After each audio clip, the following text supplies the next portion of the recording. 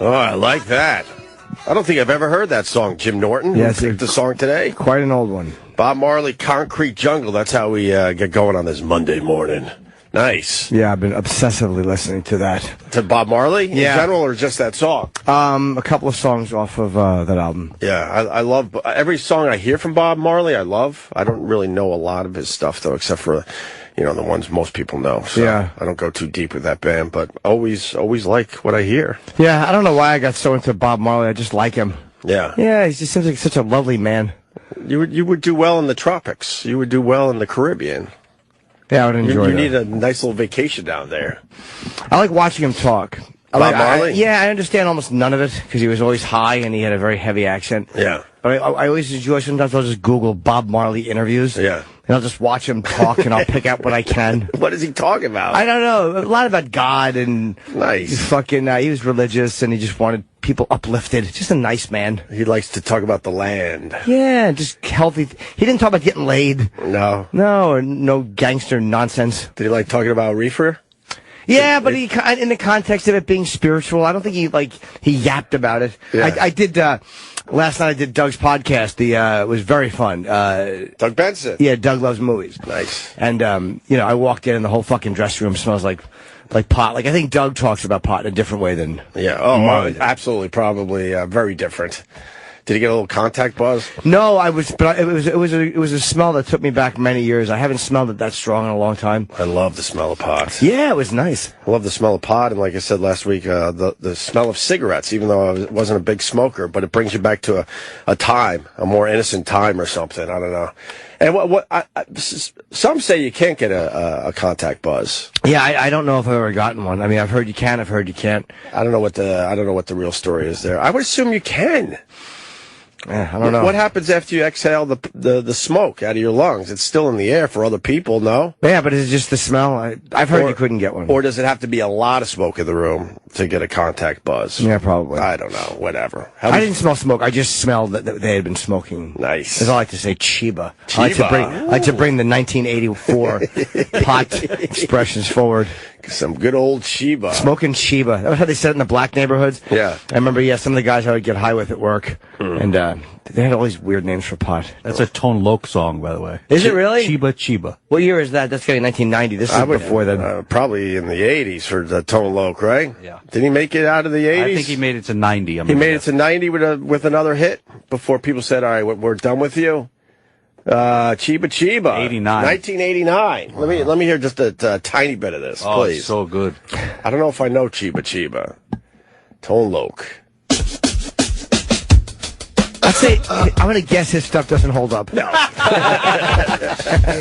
Get it started. I grab a microphone. Whenever they start with getting a party started, stop it. Wait. I hate when they talk about getting a party started. I think if you got to talk about the party, it's not a great party. No. You just know you're in a really good party. You don't have to start talking about it, right? Yeah, getting the party started. Popping the bottles and stuff. Just do it. You Yeah. don't have to talk about it. I'm 47. I've fucking never gotten a party started. Never, huh? No. I've always waltzed into the middle of... That's how this song should start. Waltzed into the middle of a party, hung out, and then left. Well, he's getting a party started. Let's hear a little more. and then we can never move done on, that. Please. Cess, that was a big... Yeah. Do you remember Cess? That was a big one in rap. Yes. Yeah. All right. Oh, we're going to play more of this? That's not know, good. man. It's not good. Well, I'm curious how the party went, though. I'm Anybody sure else? it went well. You sure? Yeah, probably a lot of music. I'll bet you the DJ's beats made the party. His rhymes made the fucking party. So far, he's getting the party started. He's behind the curtain. He's smoking his weed. He parked his car. Let's see what else happens at the party. Imagine there's a shooting. Take a why that Oh, God. Oh, my God. Sheba. All right. Yeah, there you go. Uh-huh. Got the party started and ruined it with that chorus. Yes, he did. God damn it. I'm so into that. And he's too high to enjoy the party. He's just laying on a couch somewhere, just staring at the fucking ceiling. Yeah. How was everyone's Thanksgiving? We haven't been here in like 5 or 6 days, right? That's right. We had a nice little break there. It was nice. It was nice. Yeah, it was needed. Relax a little. It was needed. Just take some time and chill out. Eat some food. I went to Bob Kelly's. I was going to go to my family's, but they went up going to my sister's boyfriend's house. Yeah. So I was going to see my parents. For some reason, I thought that they weren't going, but they're like, no, we're all going. I could have went. Yeah. But I don't know his family. So I'm like, I'll just go to Bob's. It's closer. Well, I wanted to see my nephew. But it was good seeing Bob and seeing his wife. Was there a lot of people up there, or was just... No, it was me. It was Bobby, his wife, Yeah. and then Ryan Hamilton and myself. I know that Bob and Dawn think that we're gay, and we just came as a couple, because Ryan is single and so am I. Wait, you brought Ryan Hamilton? No, we just met up there. I didn't know he was going till I got there. But it looked like two couples. But they feel like you guys might have been texting back and forth? They're probably like, yeah, what time are you getting there, baby? Or I'll be there for snacks. Who's Ryan Hamilton? He's a really funny comedian. I don't know if I know him. Let me see a picture of him as we would talk about this. He's from, I want to say Utah. Okay. And I think he was a Mormon. Yeah. He's clean as a comic. He's fucking hilarious. Let's see, Ryan. Oh, I know the face. Yeah. Okay, sure. Yeah, I don't really know. good-natured. I don't Makes me know. sick. I don't think I know a lot of his stuff, but I've definitely seen that face over the years. Okay. He's a good-natured boy. Everyone likes him. Yeah? Yeah. There's nothing wrong with everyone liking you. No, I know, but no one dislikes him. Even audiences all love him. Yeah, that's He's good. beloved by all. He's beloved by Yeah, I all. can't wait till he's caught in a scandal. some sort. In this day and age, there's not many people beloved by all. Yeah. Not many whatsoever. He is universally beloved. He's on a very short list of beloved by all. I didn't do anything. I went to my brother's, Brett's, who owns F.H. Riley's. And, but his wife is like one of those cat ladies. Oh, really? So they have, he won't admit how many cats he has in the house. My other brother counted like 17, and then Brett was like, we don't have 17 cats. But my other brother was swearing that they have 17 cats. Really? But it might be at least 10. I think he'll cop to 10. Is there like cat hair in the food? No, they're very, very clean. Very clean house. They work hard to make sure the cats haven't taken over, and they stay pretty much in the basement. And my brother bought a huge monkey cage, basically. A huge monkey cage that he put behind his garage to put the cats, because he's had it. Really? Because he's not a cat person in general. Outdoors? Well, then Kind of cruel. Then he took part of his garage and cut it off. So there's an indoor part with a little tunnel that goes out to the cage. He built him a whole habit trail? Yes. This cage is as big as this room. Really? Easily. Well, maybe not. Pretty close to the size of this room. And then the inside part is about a third of this room. But is it nice? It's beautiful. Okay. I didn't get that fucking brain cell. I'm one of 5 boys. 2 of them got, my dad's handiwork. And they can build shit. And there's 3 of us that can't do shit. Can't do nothing. But he pretty much built his restaurant and everything else. But I'm definitely allergic to cats and dogs. Cats more than dogs. And he has 2 or 3 dogs as well. So as the day was going on, I'm just slowly but surely fucking fading fast. Oh. Fading fucking fast. I bet he put that cage because he's going to let them all die out. And then, like, he wants to make sure that she can't sneak any more in.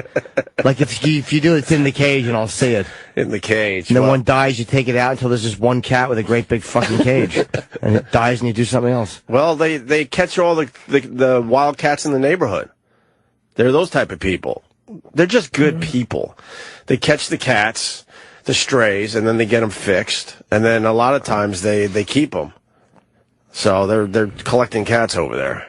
But besides that, it was a wonderful time. You're going to see them on the local news with the cops just carrying Hundreds and hundreds. Yeah. Well, you Behind gotta the sofa. You gotta think that's how it starts, though. Yeah, definitely. It starts with a huge cage in the backyard behind your garage, and then fast forward 5 years, and there's 200 to 300 cats just roaming free everywhere. Yeah.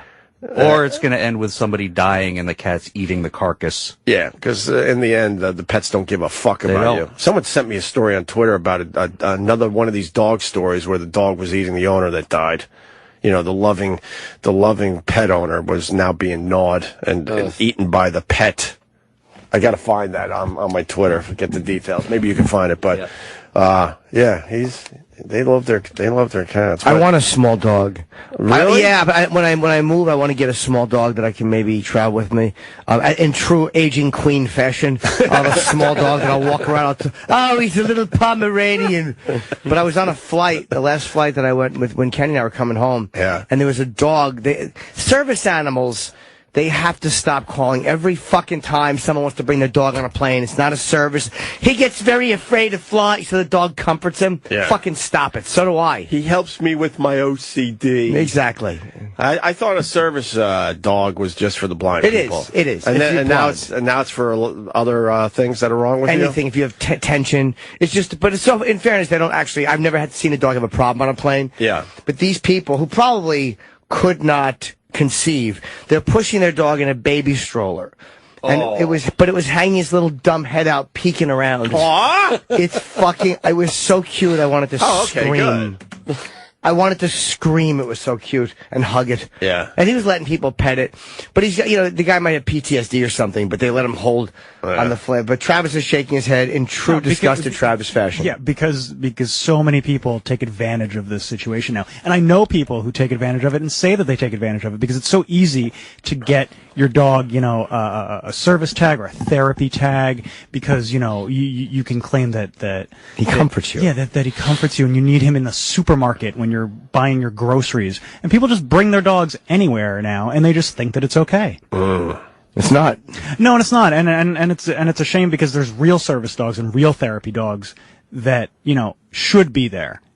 Well, we found, but people are just too consumed with, I can't leave him at home. He gets anxiety. Yeah, it's annoying. Be a better parent. And I reacted wrongly. Like I saw a service dog. I had a guy thrown out of the Comedy Cellar. Yeah. He was a blind man with a dog. Yeah. And I said, "Get out, you faker!" And I pushed him, thinking that he had eyesight. Oh, wow. And he tripped over his cane and fell, and the dog whined. It was an ugly scene. What'd the dog do? I took full responsibility. That's when the dog's supposed to jump into action, though. The dog should have bit your leg or something. No.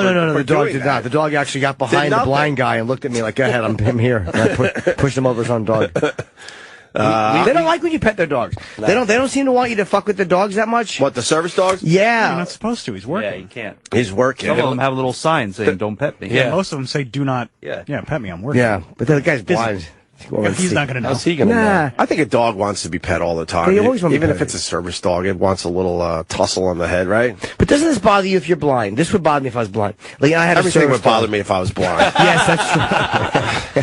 I just want to make that perfectly clear. That fucking freaks me the fuck out. Yeah, that would bother God bless the people that have figured it out. You see them because you see them in New York and they get around. I'm like, how are you doing this?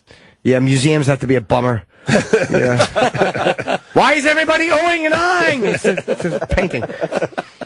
But it's when your dog lays down in the street and it gets cigarette butts on it. Like I would hate to think of it. Like, you're petting your dog at night and you're knocking cigarette butts out of it. That would drive me fucking crazy. But I think the dog would figure it out. No, he wouldn't. It licks its own asshole. I think it can lick the cigarette butts off its fur. That would drive me crazy. I would have to see them. Yeah. I know that's ironic, some of the things I've had on my chest. But that just bothers me. Just the helpless feeling of a blind person when you're at a corner and you hear anybody around? Anybody around? And you turn and you see someone's blind and they need, a little help across the street. Yeah. Oh, They say it's God. better than being deaf, though. They say being deaf, you're cut off from everything. Yeah, but that's not a bad thing. I don't know. I'd miss music. You don't have to hear all the shitty things being said about you. That'd be nice. No, that's true. But That'd be nice. I would miss the sound, though, of a girl tweedling my nipple saying, he was a better fuck than you. I'm a cuck. Well, you're going to have to learn some sign language for that. Being blind would be awful, but I think it's better than being deaf. Well, God bless the people that figured it out, because some of these people you see, and they're like, they're not being held back by it. I don't know how the fuck they get out. They make it to the subway. They get on the train, knocking their stick all over. I have no idea how they function on a daily basis. It really is amazing to watch. It absolutely is. And I always try to help them if I can. Yeah. What do you do? No, I've never helped them. I just went to You sound should. compassionate, and I realized I was lying. You just give them wrong directions. Yeah, right there, I send down the wrong subway. Well, you have a nice moment with them as you're getting them across the street, and then you almost feel like you should just follow them for a while and continue the conversation. Yeah. But I end it in mid-thing. They're like, I'm like, I'm done with you. Feel the curb. Well, they usually say it. Thank you. I'm good from here. I put them on the express train when they're looking for the local. Yeah, good luck finding your stop. That's what you get for fucking bumbling around, hitting me with that stick. Jesus. Fucking straighten them right out. That stick must get dragged through dog shit. Oh, yeah. Probably. Oh, God bless them. How many times they probably tap, tick, tick, tick, tick, and you just hear the squish, tick, tick, tick, tick. Fuck that. Well, that's because the assholes that let their dogs just shit on the sidewalk. You got to remember, we talked to the rest of the country. Here in New York City, these dog owners let them just take shits in the middle of the sidewalk, and then they grab it with a plastic bag and smear it, because they can't get the whole thing if it's a little soft. It just smears across the sidewalk, and then you can't avoid it. You're walking in dog shit all the time here in New York. How about you lay a fucking bag, like when the dumb animal goes to squat, how about you throw a fucking piece of cardboard under there and say, shit here? That's really smart. It's been driving me nuts for years. Yeah. You see where he's gonna shit. Once the log starts, drop something under him. A paper towel or something. Yeah, anything. shit on this, you fuck. Why haven't we ever seen that? That's really smart. That is smart. I don't get it. Because they don't give a fuck. They think they're the only person walking the sidewalk. I want a little wee-wee pad for a dog. That's what I want to get. Like a little small dog that yelps and uses a wee-wee pad. Well, there's... So if I'm on YouPorn, and I hear him yapping, he can just go use the wee-wee pad. Travis is shaking his head, no. So you want the worst dog possible. Was that a bad dog? You want a dog that yelps and goes to the bathroom inside your house? A wee-wee pad, though. Not when I'm dropping logs on the fucking, will be undoubtedly be a new rug. That'd be nice. No. That'd be While nice. I'm breaking his little ribs. A wee-wee pad. The new dog, I think, we were just looking at it over the weekend, is a mini bulldog. They're really expensive, and supposedly the breeders are handing them out to the celebrities to try to get this trend. A toy bulldog? It's very fucking cute. A shrinkable something. Oh, what the fuck was the name of it? It might be the toy bulldog. I think it's the toy bulldog. They hand them out? Hi, can I have one? They're supposedly handing them out to celebrities. Jim. But Jimmy's a celebrity. I'm a celebrity. I just may not be on the A-list. About the blind guys, at crosswalks they have those bumpy patches. That's so the blind folk know they're reaching an intersection. I'm trying to have those removed from that. the city. Because the rest of us are being inconvenienced by bumpy patches. I hate them. They ruin the smoothness of my walk. And we only took care of like the handicapped like recently, like maybe less than 10 years ago, with the bumpy patches and the curbs that actually go down so you could get a wheelchair across the street. What about the beeping crossing signs? I don't come across those really in New York. Yeah, they barely have them in the city. Yeah, I don't know of an intersection that has one of those. Is that right? Yeah, maybe in the suburbs or something. Yeah. Here's the story that someone tweeted me over the weekend. Arkansas dog hoarder found dead in home, eaten by own pets. He probably died and they had nothing to eat, so they just start chewing on him. That's giving yourself to your pets. That's a good guy. In Arkansas, a dog hoarder's love of her pets ended up creating a far bigger problem when authorities found the canine eating her body after her sudden death. That's not a problem if you're dead, right? No, they probably didn't eat her to death. She probably just dropped dead, and they had no tender victuals. And they're like, all right, well, they probably nudged her for a couple days. Yeah. Like, come on, you old bag of meat, let's go. And nothing came. And they're like, fuck it, let's just eat her. What part do you think the dog went for? Right for the heel, or the calf. Probably the calf. By the foot. They see that all the time. The face, they probably felt a little weird. That's what they would lick. Maybe the soft belly. Maybe the soft belly they went, not the elbow. That'd be gross. Yeah, that's like the scrotum of the arm. Old lady arms, that's gross. I bet you one of them took a bite, and the other ones are like, fuck, she's not yelling at it. This is a feast. Yeah, the first one that dug in probably got the best. Kind of a hoarder situation, home and said they found as many as 50 malnourished and aggressive dogs on the property. God, I hope my brother doesn't become this person. I think he's trying to control it over there, though. Where's the toy bulldogs? We showed you. No, but I want to see, are they made, like Travis's poor dog, like those French bulldogs are kind of man-made, aren't they? So they don't breathe properly. Yes. I feel bad for them. Any bull breed is like that. So yeah, a toy bulldog would be the exact same way. They say it's cruel, but I bet you the French bulldog's not thinking that. They're thinking, fuck, I get to live a life. I'll take living a life with breathing problems over not, living ever. But are bulldogs a created breed? I mean, 100 years ago they were created. Yes. I didn't know that. By what? Combining what? I don't recall. Well, you weren't that old. I mean, have you read about it? No. I have, but I've forgotten. I forget a lot. A lot of breeds were made by us. But they have terrible sinuses. We should kind of ease them out.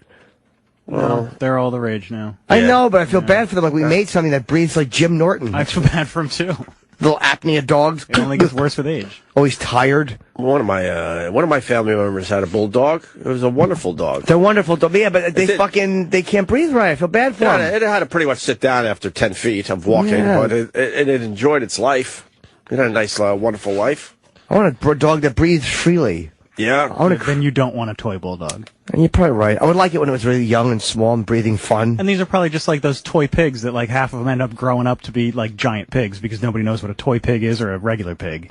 What's the difference between a toy pig and a regular pig? You know those teacup pigs? Yeah, Yeah, love they're those adorable. things. Okay. Those videos are adorable on YouTube. Yeah, and then look at the other 50% of the stories where it turns out that they weren't toy teacup pigs, and these people are now dealing with giant regular pigs in the house. Oh no! Imagine that you're growing your own breakfast in the house. That's wonderful. I could live with that. Who's your pig? Well, good news is he's delicious. Bad news is we thought he was going to be a little fella. Oh, I had to hit him with a bat and eat him. oh my God, what a dark day that would be to kill your fucking pet pig. First time I for saw him breakfast. rooting around in my underwear drawer. I'm like, Oh my God. kill this thing. You know, he hasn't stopped growing. Yeah, I wonder at what point you realize, oh no, we've made an Oh, error. nerds? You got to go with it. Oh, nerds. Oh, for that one. nerds. Oh, nerds. He's eating the baby's fingers. I'm starting to think it's now 200 pounds. I'm starting to think this wasn't a toy pig when I got it. How big are these toy bulldogs get? I want to hold one. They're tiny. I think this is the breed we were looking at over the weekend. I just can't think. handle loving something that's going to die. Like one of Bob's dogs is sick and it's just depressing. You know, he's 15. It's fucking old. Yeah, it's But I'm like, horrible. oh, it's just so depressing. Little. Isn't that the one you love too? I like both of them, but yeah, this one is the one I was closer to, and he's just like he's dying. It's like, oh, it's Yeah. fucking miserable. I wanted to talk about putting the paper towel under the dog's ass. I tried it one time and it was terrible. What happened? The dog probably shit on his knuckle. Like he didn't make it in time, and the back of his thumb got fucking nervous dog because the dog thought his asshole was being pinched out. Why am I being so dirty? I don't know. Leslie, go Monday. ahead. Leslie. Hi, guys. Good morning. Good morning. A couple of years ago, I was watching a friend Chihuahua, and so I came up with the idea of, when I was going to pick it up, but I was going to say, I'll wrap it up in paper towels. Sure. So I put the dog squatted to take shit, so I slipped the paper towel under there. The dog turns its head around like I just shoved something up its ass, and looked at the paper towel, turned around, and started shitting someplace else. So then I moved to put the paper towel to where it started to shit, and it did the same thing. So for like 10 minutes, I'm doing the shit circle dance with this dog, and it ended up just shitting all over, like in a circle, all over the place. So I'm like, well, that didn't work very well, did it? Because then I had shit to clean up. I had shit on my hands. Oh. Stepped in the shit. I just wanted to drop kick that Chihuahua into Kingdom Come. I swear to God. I don't understand these dog owners in New York City. Like, I loved dogs growing up, even though, like I said, I've been allergic to fucking pets my whole life. But they thought I just had asthma when I was growing up. Then I had to figure it out as an adult that I'm actually allergic to these damn things. But I loved my dogs. But with that said, yet we had a nice big backyard. We let it out, and that was it. We didn't even clean up the dog poo that was in the yard. We would let the sun just dry it out, and it would finally flake and go back into the ground. But these people that walk around New York City with their dogs picking up their poo, I don't know why. Why would you want a dog in New York City? They probably have fun little companions. I You get lonely. guess, but and then you put the bag on, the little sandwich bag, and then you're just picking up a hot loaded shit. Hey, do your hands stink after that? What, the bag? Yeah. No. I'm always thinking the smell would go through the hand. I would rather put on the gloves of paramedics because I'm like, if it'll stop AIDS blood, I could probably pick up a log with it. I got a friend. He's an entrepreneur. He came up with the Schmitty. It's a glove that you put on instead of those plastic bags. He's doing very well with it too. Well, right, the glove, yeah. But what's the difference between that and a Schmitty? It's a little more to it, I guess. Oh no, it's like a catcher's mitt. It's made of leather. You have to wash it. Yeah, I would have to go to the website Just put it in with your clothes. Completely. He's selling the Schmitty all over the fucking place, so he's doing very well. Oh, so- I wish I got a piece of the action. That sounds like a sexual term. The Schmitty? I gave her a Schmitty. What was that? I shit on her chest and scooped it off with a fucking glove. Thank you, Leslie, wherever you are. You good? Yes, I'm good. Thanks, guys. Have a great day. How was your Thanksgiving? Was it good? It was very nice. I saw very little of my family, so it was a great day. You know, it's not a bad thing. Did you see that weird law they're trying to pass about Thanks, Leslie. on Thanksgiving? Where if someone says Turkey Day, you're allowed to paralyze them with a bat. Little joke I made. I like it. Thank you. How many times did you hear the word moist during your Thanksgiving day? None, because I was with a girl. People love talking about how moist the turkey is. And there are a lot of people that don't like that word moist. I ate so much on Thanksgiving. It actually reminded me I don't like eating like that because I didn't feel great when I was done. Not even crazy, just a couple pieces of cake. Like nothing out of the Thanksgiving norm. Yeah. Bob's wife can fucking cook, man. God damn it. That's dangerous for Bob. Yeah. Not so dangerous for you because you only do it once in a while. I just shoot up there and I'm fucking, I'm like the Randy Quaid character, cousin. I just come in, I annoy everyone, and I leave. From everything he's ever done. He's always that one weird. Okay, I was gonna pick a movie or two. You know those pies that the Cake Boss got us? Yes, I do. What was that? The Tuesday before we got out they of here? were so lovely. I avoided those fucking pies during the entire morning show. They were just laying around. You guys were partaking, and I'm just doing everything I can not to eat the fucking pie. Yeah. And then I made the mistake. I'm like, you know what? I think I'm going to bring a couple of these Cake Boss pies to my brother's house. And so I brought a couple home. I ate pretty much, the crumb cake one? Yes, the I apple do. crumb cake? That was lovely. I ate the whole fucking thing. You had some? Before you Dude, went to... I ate half of one for breakfast. That's exactly what I did. But how do you not put any weight on? I do. Travis, I hope Travis either has cancer or winds up just getting really fat someday because he eats whatever he... He's hope he gets... I'm just really unhealthy inside. Oh, all right. You're just dying inside. Probably, yeah. But he's put on weight. He just started out at a really nice low number. I weighed 120 when I started here. I'm like 150 now. Are you 30 pounds heavier? Yeah, but You don't look Probably. heavier. Yeah, no. It's all muscle. He started Yeah. at a tiny weight, though. Yeah, I was 120 is a super tiny tiny. weight. Yeah. Yeah. Very So now you look just normal. Yeah, I've grown into my body. You sort of have. You're becoming a little man in front of us. But those apple crumb cakes are delicious. I avoided it, and then I got it home, and I'm like, let me just take a little sliver. And then that little sliver, fast forward, was pretty much the whole fucking thing. Yeah, you're sitting on the So toilet eating cake. Right, so that one didn't make it to my brother's house. Like, fuck. Can't help yourself, right? No. Anyway, well, where were we? The Bulldogs. Toy bulldog. I want to know how Oh, big yeah. they get. A male is 25 to 40 pounds. Male Oh, toy that's bulldog. big. Man, I don't know. Yeah, it's like a medium-sized bulldog. Yeah, it's not a toy. I want like a No. 1 pound dog. No, this. An average bulldog's about 60 to 70 pounds. I don't know if we got the right breed. I'm telling you, I think these were a lot smaller, and they just I've don't. never heard of a toy bulldog. Yeah, I don't think it was called a toy bulldog. I just can't remember the name. I have to wait for someone to wake up, and I'll find out exactly. There's a photo the of a name little it. girl with a bunch of dogs, like bulldogs, and she looks like a little yoga child. Yeah. No. She's all dressed. She's dressed like Mum and Sean's, wearing all black. These dogs are something like, if I remember correctly, $30,000-$40,000. What? And there was an article that they're handing them out to the celebrities to try to get them trending as a hot dog, and then they will start making their money. I should get one. I'm fucking huge on Instagram.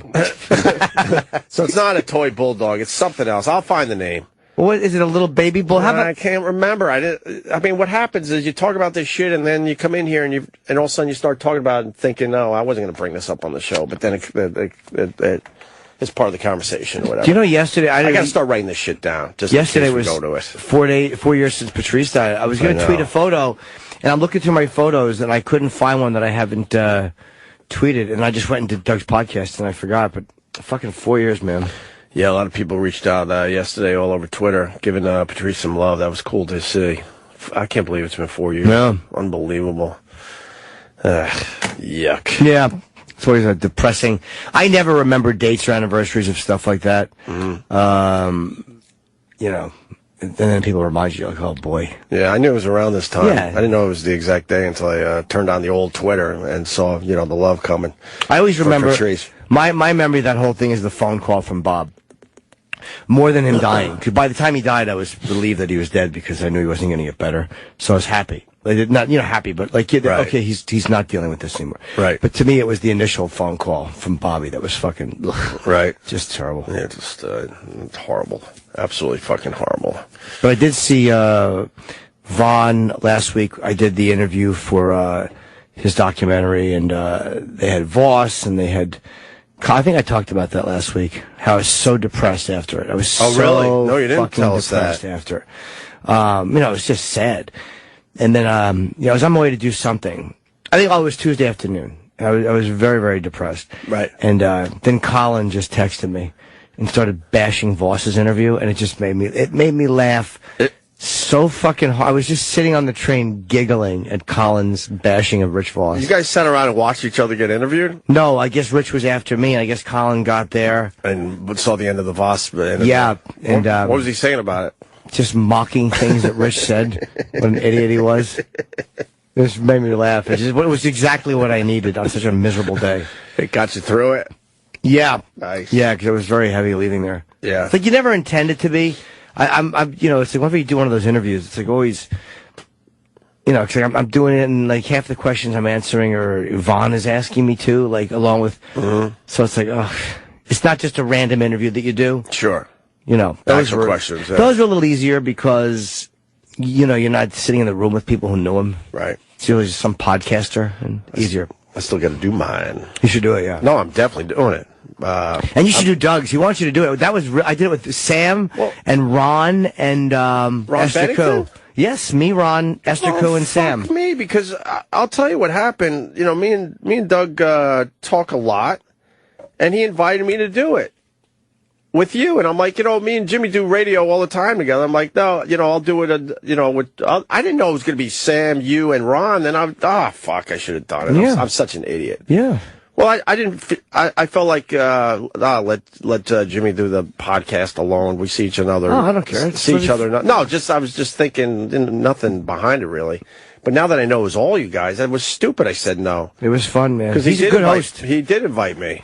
He's got an original. I'd never heard it, and I didn't know exactly what he did, and the way he plays these little silly games about movies and stuff, but he puts work into it, and it's really good. Yeah, he does okay with those podcasts. Yeah, I was I enjoyed it a lot, and his audience is really nice. You got to do the pot one. I can't because I don't smoke. And I don't want him to have to change it just to suit me. No, you just that would be the funny angle that you're the only one not stoned on stage because they get really fucking ripped. Yeah, I'm sure they do. Have you seen any of the videos? I have not. They're laying on the floor and all sorts of shit. It gets hilarious in a really creepy, strange way. I don't need that because I'm sure it looks attractive and fun. It's like if you're trying to quit jerking off and we're going to sit around and watch them watch porn. Right. Like, I'll That would be a hilarious angle, though, that you're the only one not stoned, because they don't just take a little, like I talk about every once in a while, the baby hit. They're all in. Yeah. They get fucked up. Yeah, he's built a little cottage industry out of marijuana, that damn Doug. Yeah. But it was very, very fun to do.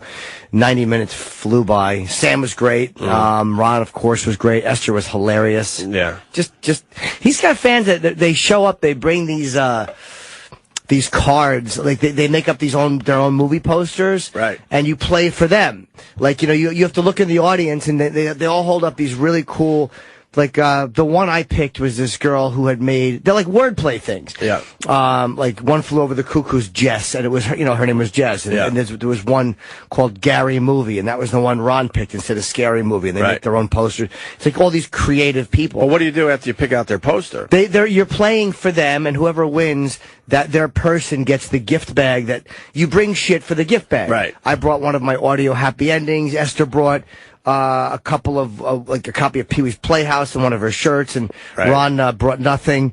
And why did he bring? I think he just forgot. He's just Ron. He walks in with a half a cigar, and he's like, "Where do I go?" And he was just funny. And Sam brought a copy of Al Roker's book and something else. It was just very, very enjoyable. I look forward to doing it. I'm stupid. I didn't know all you guys were doing it. Yeah. I didn't want to bogart on your time. Oh, I'm like, dude, God, let Jimmy do the thing.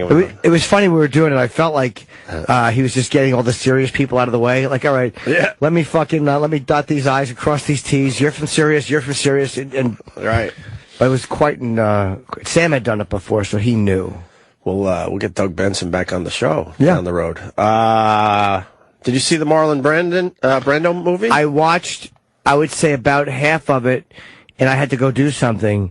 And then when I got home, I wanted to watch the rest of it, but I began watching something from one of our upcoming guests that I love, and I can't believe how much I love it. So what I saw of Brando, I enjoyed a lot. What were you watching? Adam Pally's movie, Night Owls, or Night Owl. Yeah, it's Night Owls. I can't believe how much I like this movie. Oh, fuck. All right. That's later on this week, right? I think he's in Thursday. Oh, he's in Thursday. Mm-hmm. I got to watch that movie before he gets in here. What was the name of the director that was on our doc show? I forgot her name. Was it Andy? Orson Welles. Andy Timona? Andy, who did Russell Brand's movie that Russell Brand decided he didn't want to promote. I don't know. He didn't like some of the footage that was in there or something, or it was too personal. So he completely blew off promoting his own documentary that was made about him, and the damn movie was really fucking good. But no one saw it because without Russell Brand behind it, they just didn't have a machine to push the movie, unfortunately. So she kind of got fucked in the end. And she really knows how to make a documentary. She did We Live in Public. And the Dandy Warhol movie, Dig? Dig, yeah. Some people say it's one of the better rock documentaries ever made. It makes a lot of lists. Anyway, we had her in talking about the Russell Brand movie, and then we asked her about docs that she really likes. And she said, you got to see Listen to Me, Marlon. And I finally did. And then people were tweeting me. They're like, where do you find... You were tweeting me, texting, because I told you about the movie, and then you texted me back.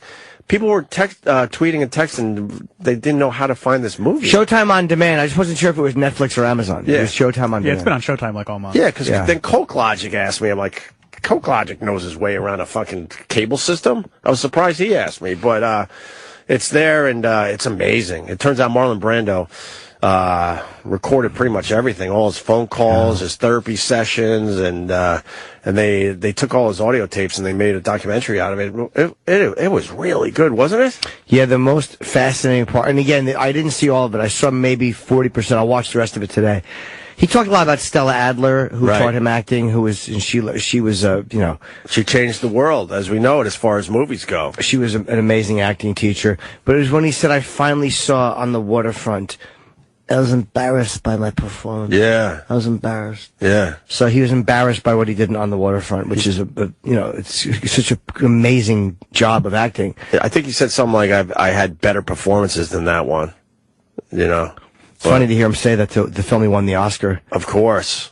But, see, that's why I feel like when I look at my own Furry Vengeance performance, and I wasn't keen on it, I now understand why. It was Brando-esque. So Brando did self-hypnosis? I didn't know that. I didn't either. Maybe he just talked himself into a coma. Boy, did he love to talk, old Marlon. I thought that was a therapist in that part of the film. I don't know, I haven't seen it yet. I know, I see it. It says a documentary made entirely out of Marlon Brando's own words from recordings, confessionals, and self-hypnosis. That part of the movie, because his voice is very different, because I guess, he's very monotone because he's getting into a meditative state. I just thought that was another guy. I thought that was a therapist. That's very strange. I've never even heard of self-hypnosis. Listen to Me, Marlon is an amazing film, and you realize he didn't give a fuck about his fame. He's another one of these guys that didn't give a fuck about his fame. It's the ones that don't give a fuck about their fame are the ones that are really, really talented. And he probably got to that point, too, because at first I'm sure he did. He played the game right, he did the movies, he showed up to the Oscars, he was charming. Yes. But I think after a while, when you know you're the best and no one challenges what you do as far as being as good as you, it probably gets boring after a while. And he was part of that whole civil rights movement. Did you see that part of the film? I haven't gotten that far yet. I didn't realize he was pretty close to Mr. King. I didn't know and that was either. right in there when all that stuff was going down in the 60s. And he was marching and stuff, and there's white people behind him calling him a nigger-loving creep or something like that. It's in the film. They're interviewing Marlon Brando is doing one of these marches, and there's a guy right behind him with this sign just following him. He put his fucking ass on the line for the cause, and then he went after Hollywood as far as how they portrayed American Indians in films. And they had a little montage in the film, all the shitty things we've done to Indians in films. You forget. They were just all considered, dare I say, savages, and they were killing them in all these fucking movies, and they were not looked at as good people. And that's what turned Marlon Brando around as far as Hollywood goes. He's like, fuck this, and that's why he didn't accept the Oscar and had what's her name come up, little feather, little something. I forget what her real name is. Right, but he didn't accept his own Oscar. Actually, he did not accept it at all. Where is that Oscar? Would love to know. I wonder if his family has it. You think? I don't know. Yeah, I was thinking yesterday of Brando in the shower. He was 47 when he did The Godfather, I believe. I think he was born in 24. That was 71. Mm-hmm. So is that 47? I'm 47. Yeah. He was doing The Godfather at my age. Yeah. Good God. Yeah. How do you portray such an older... Yeah, because he wasn't that old yet. I mean, they had some behind-the-scenes footage, and you see him sort of out of makeup and stuff, and you realize, oh, you're still relatively young. Yeah, I guess he dyed the hair a little bit and put the stuff in. A little bit of makeup, I guess, did it, but... And then he went after Coppola, as far as Apocalypse Now goes. That's in the film. I didn't see that yet. This Listen to Me, Marlon is a great film. But he seems Really. like a bit of an ass, though, because Coppola really did. I know the studios didn't want Brando for Godfather, and it was like, you know what, man? He took you kind of when you weren't doing anything. You were already Brando, but you were difficult. Nobody wanted to fucking deal with you. Yeah. And then he hands you this, and again, Brando made it a masterpiece, but it was brilliantly directed, brilliantly written. Well, Coppola's main problem was that Marlon Brando showed up on set overweight. And For Apocalypse Now, yeah. Yeah, and that's why they started shooting in the shadows and stuff. And then Marlon Brando basically said that was my way of really pushing this character forward. So who do you believe? I believe Coppola, because Coppola said that he didn't want to shoot him in the shadows, that he wanted to make it look like he had lived a life of indulgence or a life of, and then Brando wouldn't let him. Yeah. But the shooting him in the shadows was just amazing. It was amazing. It turned out to be an amazing performance. Because when you look at it, like Brando, they said he couldn't stop eating. He just turned into this giant fatso. Right. He never wanted to be filmed being that fat. So yeah, I tend to believe Coppola. But I have to see Brando talk about it. You gotta see the rest of this film. It was I loved it. I love documentaries, but this one was just terrific. I saw Matthew Broderick in the bathroom here last week. Yeah. Doing something. And I would love to interview him, because I would love to ask him about, because the freshman? Yeah, he got to act with him. I don't know if I did see that movie, but I don't remember anything about it. It's one of those movies I saw so many years ago and never saw it again. Was it a good movie? Yeah. I haven't seen it in many years. I remember liking it. 25th anniversary of that movie. Oh, really? Yeah. Yeah, It's a good movie. Yeah, because now I want to go down a Marlon Brando rabbit hole and just start watching a whole bunch of Marlon Brando films.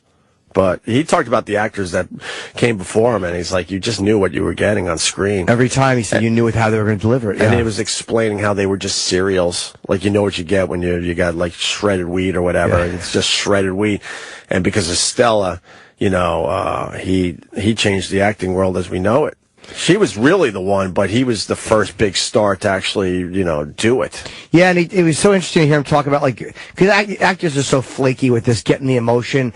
But they show a scene from A Streetcar Named Desire where he's sitting there and he fucking pounds the table really hard. And it's a great moment, but he's talking about remembering his father hitting his mother. Yes. And you have to recall these things on a spring, like a coil on a spring. Yes. So great. Yeah, another really famous person that had a shitty fucking upbringing. Yeah. Both parents were alcoholics. The father seemed like he was a nasty, nasty guy. Yep. Did you see the one where they brought the father down to interview? Marlon Brando was doing an interview. It was black and white, so Marlon was relatively young in his career. And then they brought the father on set to join the interview. They got some great footage. A lot of footage I've never seen before. And you could tell the father was just a dick. And the father was saying something, and then Marlon's like, jokingly said, well, I could take him now, so it doesn't really matter. I could take him with one arm or something like that. But it didn't look like they had the greatest relationship, which helped Marlon as far as profession goes. Yeah, exactly. Imagine if he had a good father, he would have pounded that table, and the forks wouldn't have flown off. Right. Thank God for them batting the mother around. Look what you got out of it. Well, the mom just was the town drunk. She was never home and stuff. That was the big problem there. Marlon was like, where's mommy? I had lovely parents. I don't know why I said that. Just stopped everything. I thought I had a funny. I was waiting for. I had a follow-up idea. Or something. I thought something was coming after it. And I just said that, and I realized no, there's no semicolon. That was just a period. Yeah. All right. But it's called Listen to Me, Marlon, and it's on Showtime on Demand. Oh, Showtime on Demand, yeah. It's worth checking out. The footage they put together with the audio that Marlon recorded over the years was really, really terrific. So I have to get into Fargo. I started watching Fargo. I watched the first episode and I didn't love it. Of the second season? Yeah, but again, even Travis yelled at me before and said I'm wrong. It was a shitty opinion. Eric said that, so I'm like, I will actually. Everyone's raving and saying it's the best show on TV. That's why I'm going to give it another episode. I got the first. Just watch all of them. Why are you yelling at me? Because you need to be corrected. I watched the brand new American Horror Story, the start of it. It was good with Lady Gaga. I hear good things. I don't watch that series, but I hear good things. I think she's in the next one too. Yeah. I think they renewed it for another season, and she's going to do it. I've only watched one episode, but her first scene is walking with this guy. I guess they play like blood-eating people from a hotel. Ooh. And she's walking, and there's a great song playing behind her, and I can't remember the name of the song. But it was such a great well shot scene. Nice. That's nothing to that story. I've heard she's very good in it. Yeah, but again, I've only seen a little bit. She's sexy. She's a very talented lady. I really want to eat her ass. I know you do, Jimmy. A lot. Get right in there, right? Yeah, I'm really very attracted to her. Yeah. Well, now that she knows that you like her show, maybe that's going to lead to something. I don't think so. No? She's dating a hunky actor. Oh. Well, you never know, You though. never know. Any actor who's in a show with the word Chicago in the title, Chicago Hope, I think. But if it has Chicago in it, I have no shot of fucking his girlfriend. Because he's dreamy. Chicago 911. Ooh, he plays the hunky doctor. I have zero shot. That's right. That's the conclusion I come to. Jim Norton realizes he won't be able to fuck Lady Gaga. It's a great moment for us. Give her a few years, get her career on the downside, and then you maybe have a shot. Her career couldn't go poorly enough for her to want to fuck me. You don't think so? No. By the time, no, she couldn't. What if it goes Charlie Sheen bad? Maybe if she gets AIDS, I have a shot. But I mean, let's be honest. I couldn't even fuck. Who was the old actress that had her leg pulled off? Zsa Zsa Gabor. I still can't fuck. She won't even fuck me, and she's got one leg, I think. I think Zsa Zsa's down to pretty much just a head. Oh, I think they've taken a lot of body parts off her. Yeah. I'm amazed she's still alive. She's got to be close to 100. Yeah, she's 2 tits and a charm bracelet, and I still can't get in there. Sometimes I'm a bad boy. That guy, right? Yeah, Prince something, right? That story's now really old. She's 98 years old, still alive. 98. Zsa Zsa. Wow. It's called Shrinkable. I got the answer. It's not a toy bull. Those dogs I was telling you about. Shrinkable? Shrinkables.com. Shrinkables.com. These are becoming the rage, and they're trying to...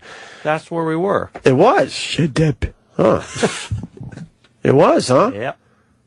But you were telling me those get pretty big. Yeah. 25 to 40 pounds, you said? That's what it said. All right, fair enough. I thought I had a different name for it, but no. They must be all scrunched together, because bulldogs are always scrunchy. They slobber.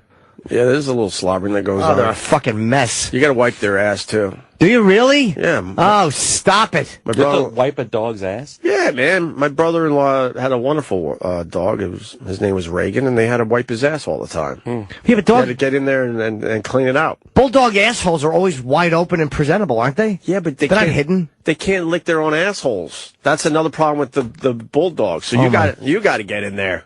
So basically, we've constructed a dog that can't breathe, and I need you to wipe its shitter. What a dumb fucking thing. Pretty much. Why don't people It's like an old person. Pretty much. Exactly. Grandpa. Yeah. You've built a fucking senior citizen. Perfect. Pretty much. Yeah, because those, most dogs get right in there. They're not shy to lick their own assholes in front of you. Nature knows better. That's why nature makes things that can breathe and clean their own assholes. Yeah.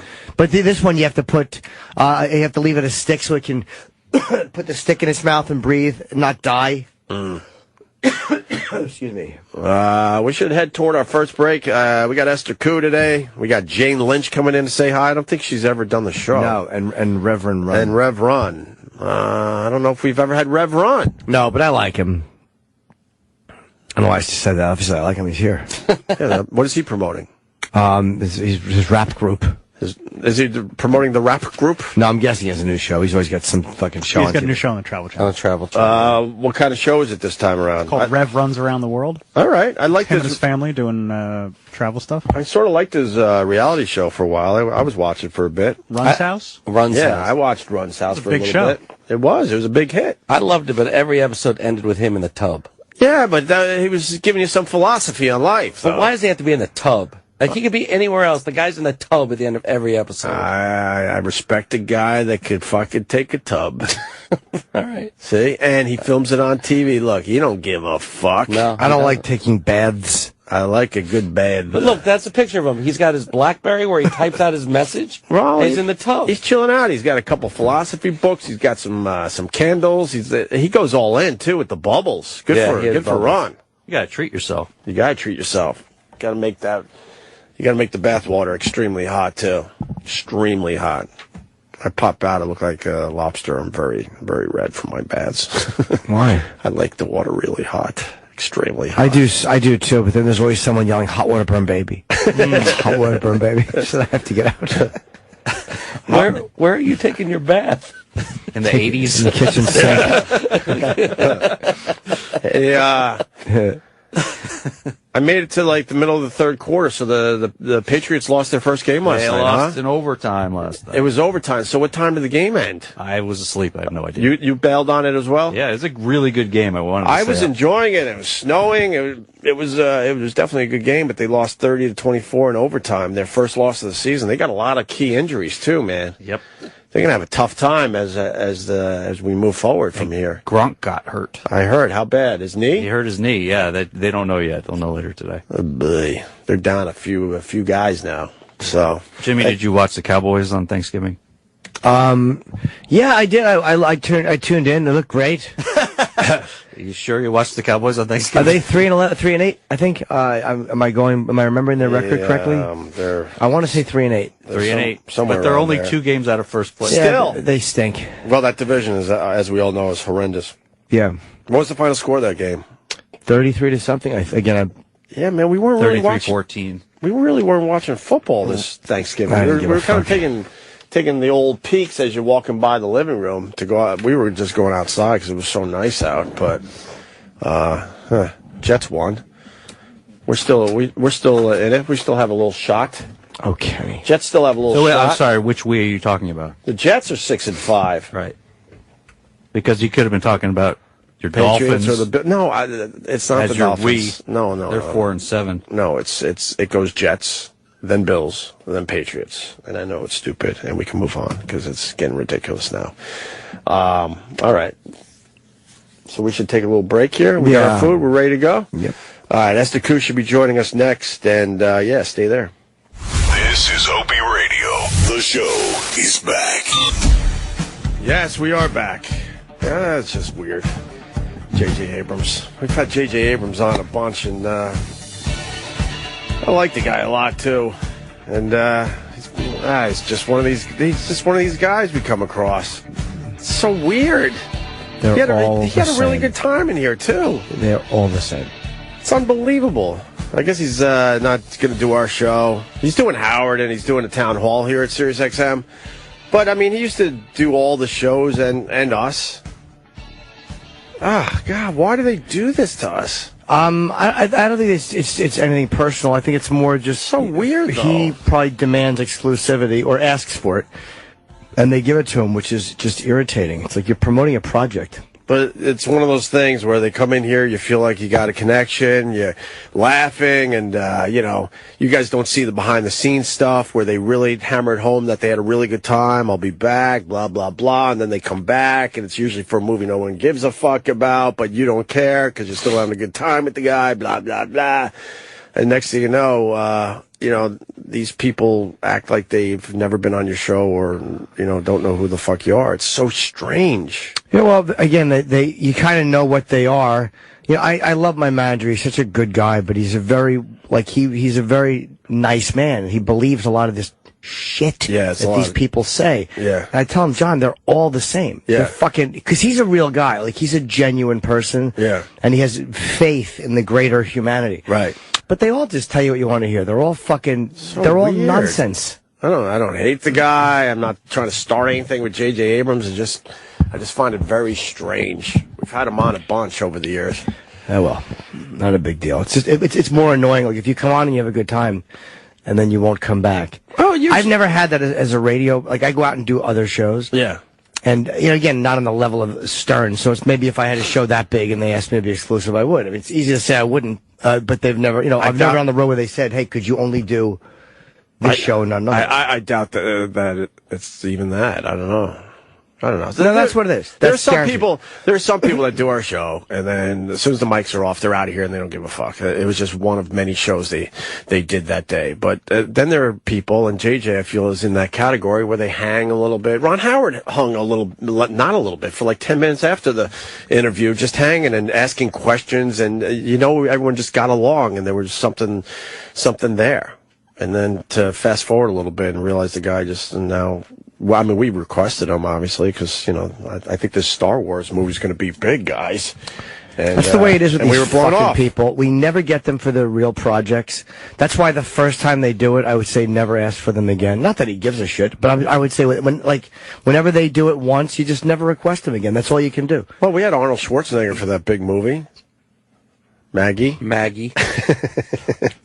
It was straight. It was video on demand. It was damn good, though. It was good. I would rather have that than the Terminator. I love that movie when I finally saw it. Yeah. Yeah, and Arnold's a different one. Arnold is a fucking guy who doesn't come out and do radio. We were just actually I was just trying to make a dumb joke, but yeah, we were just beyond happy to have Arnold Schwarzenegger. We were lucky we got him at all. Yeah, Even though E-Rock took my picture blurry, E-Rock, what did he do? I got to go in out of it, but he just panicked, just shaking hands. Oh God. Where he just sits there like this, and his hands are shaking, and you're like, oh no, this is not going to come out right. He's such a good boy. But he always checks the picture, make sure it's okay. I know, it looks good small, but then you blow it up, and it's like, it's a little blurry. A little bit, not bad. Anyway, so it is no J.J. Abrams. Big news, Kobe Bryant's retiring. Yeah. One of these athletes that spent his whole career with one team. And he's having a shitty year. The team's having a real shitty year, right? What's the Lakers this year? 2-14. 2-14. So this year's a bust. And then Kobe Bryant basically goes, you know what I could do? I'm going to announce my retirement. So now it's a victory lap. And now the Lakers season matters. And now they're going to just sell out every fucking game because people are going to want to see Kobe Bryant for the last time. Aren't they selling out anyway, though? Like, don't other teams on the road go to see them lose? Don't other fans just go to see them lose and then LA? I don't know the answer fully to that, but I mean, you know, Kobe Bryant announcing that he's retiring certainly is going to help the numbers across the league. Because now, you know, if you have a game to go to in your hometown and then the Lakers are coming to town and they're 2-14, you might blow off that game, but now you're not going to blow off that game because now you want to see Kobe for the last time. We'll see if he actually retires or at the very end if he says, April Fools! Can you imagine? Yeah, maybe he won't. Yeah, Kobe's retiring, and people are mad that he's making so much fucking money. He's making what, like $25 million this year or something? $25 million, yep. And that fucks up the salary cap for the team, right? They can't do anything else. They literally can't do anything until he's out of the way, and he wants to retire playing for just one team. So yeah. I don't think he's ready to retire, but I think he knows that they would try to get rid of him, right? Is that how this goes? Well, he played 20 years, so he did. I mean, but he came started right at out of 18. high school. He's not even 40. Yeah, I just think it's a grind, and after a while, you're done with it. He's had it. Yeah, and his reputation, aside from the whole possible rape thing, is pretty good. People got past that. Yeah, I guess guess it took a few years. Did it not happen? I guess I don't know. That whole Colorado thing. I don't even know the complete details of it. People kind of moved on from that. So he could do broadcaster or something. Yeah, he'll be just fine. But that's huge sports news that Kobe's finally stepping down. So there you have it. What do you think of this Trump thing? Look, I've supported the guy because to me he represents disgust for the rest of these people, right? And the rest of the way they do business, and that's why I'm really pulling for him. Because I think if he wins, my dream would be for him to leave the Republican Party, win as an independent. Because I care about a third party. I'm just so sick of fucking the same two choices. This is the guy we're giving you. That's the guy we're giving you. There's no room for a third person. So if there's a third person that finally wins, I think that opens up. And I think that if people see it actually work once, right, and go, oh my God, it's not a wasted vote. Even though I don't vote, but I'm going to this year. Mm-hmm. I think that people will come out and support an independent candidate. I'm amazed we can't get a third party going in this day and age. You would think we would be, getting a third party going. That's slowly but surely getting some respect out there. Ross Perot was the closest they came. That's a long time ago now, man. 1992. And then they said, well, that's what cost George Bush the election. So Republicans won't vote for a fucking guy like that because they're like, oh God, we threw it out and got Clinton. So it's just, we're stuck with the same two shit. We literally have one more choice than the Soviet Union. How do we not have a third and fourth party that's kind of viable? We just don't. We brag about our democracy and we have two lousy choices. That's not a lot. No. Imagine going to the grocery store and only having two cereals to pick from. Right. That's basically what this is. In America, I feel like you should have a lot more parties than two. Yeah. two lousy fucking parties, and I mean the word lousy there. And even though he's a Republican, so he's not running as an independent, he still feels like he's outside enough. He's not a politician. Sure. So, you know, I just want to see it. I want to see it because I have such a dislike, a visceral hatred of them. I think that they're all lousy at what they do. They're all sociopaths. Right. And even the ones that mean well can't do. I really think Obama means well. Like, I like Obama, but he just, you know. Did you hear those groans out there? I don't care. People were just groaning because you said that. Bunch of fake fucking, who cares? They're just groaning now. Oh, you like the guy? Yeah, I do. I don't like his tax policies, and he's probably taking more of my money than he is yours. It annoys me. The mansion tax, the death tax, they can't keep. That's why I hate, because I can like him and then hate his tax policies, or I can like the conservatives and hate the fact that these fucking religious fanatics are forcing their fucking religion down my. How about one that's kind of in the middle? Just one. That would be nice. Yeah. Sort of where I buy land as well. I think Trump was mocking the New York Times reporter. I didn't see the clip. You haven't seen the clip yet? Thank you. What a good boy. I mean, this guy's been around a while. He swears Trump knows him, and he was pretty much making the movements of this guy's disease. He's got arms that move really shitty, to be honest with you. Is he a pop locker? It's I think there's a video online where they do like a side by side, where it's Trump, mocking this reporter, and then you see how this reporter like walks around. He walks around with his arms up and twisted like this. Here's the clip. I can't believe you haven't seen this yet. No, this has been everywhere. Written by a nice reporter. Now the poor guy. You got to see this guy. Oh, I don't know what I said. I don't remember. He's going like, I don't remember. Maybe that's what I said. This is 14 years ago. They didn't do a retraction. That reporter he is talking about is Serge Kovaleski, who now works for the New York Times. As you can see right there, he suffers from a chronic condition that impairs movement of his arms. A Times spokesman says they find it outrageous that Trump would ridicule the man's appearance. He did. I don't care if he ridicules his appearance, but he is fucking with him. He absolutely was ridiculing him. Yeah. I like Trump too, but he was absolutely mocking the guy. Yeah. How else do you take that? Yeah, that's exactly what he was doing. He was bending his arm in the same way that the guy. Yeah, exactly. Why would you do that if you're talking about Liz Smith? That's right. Liz Smith reference. You just today. wouldn't, though. No. He definitely was mocking the guy. Yeah. The guy's disability. You've never seen Trump move in that way. No.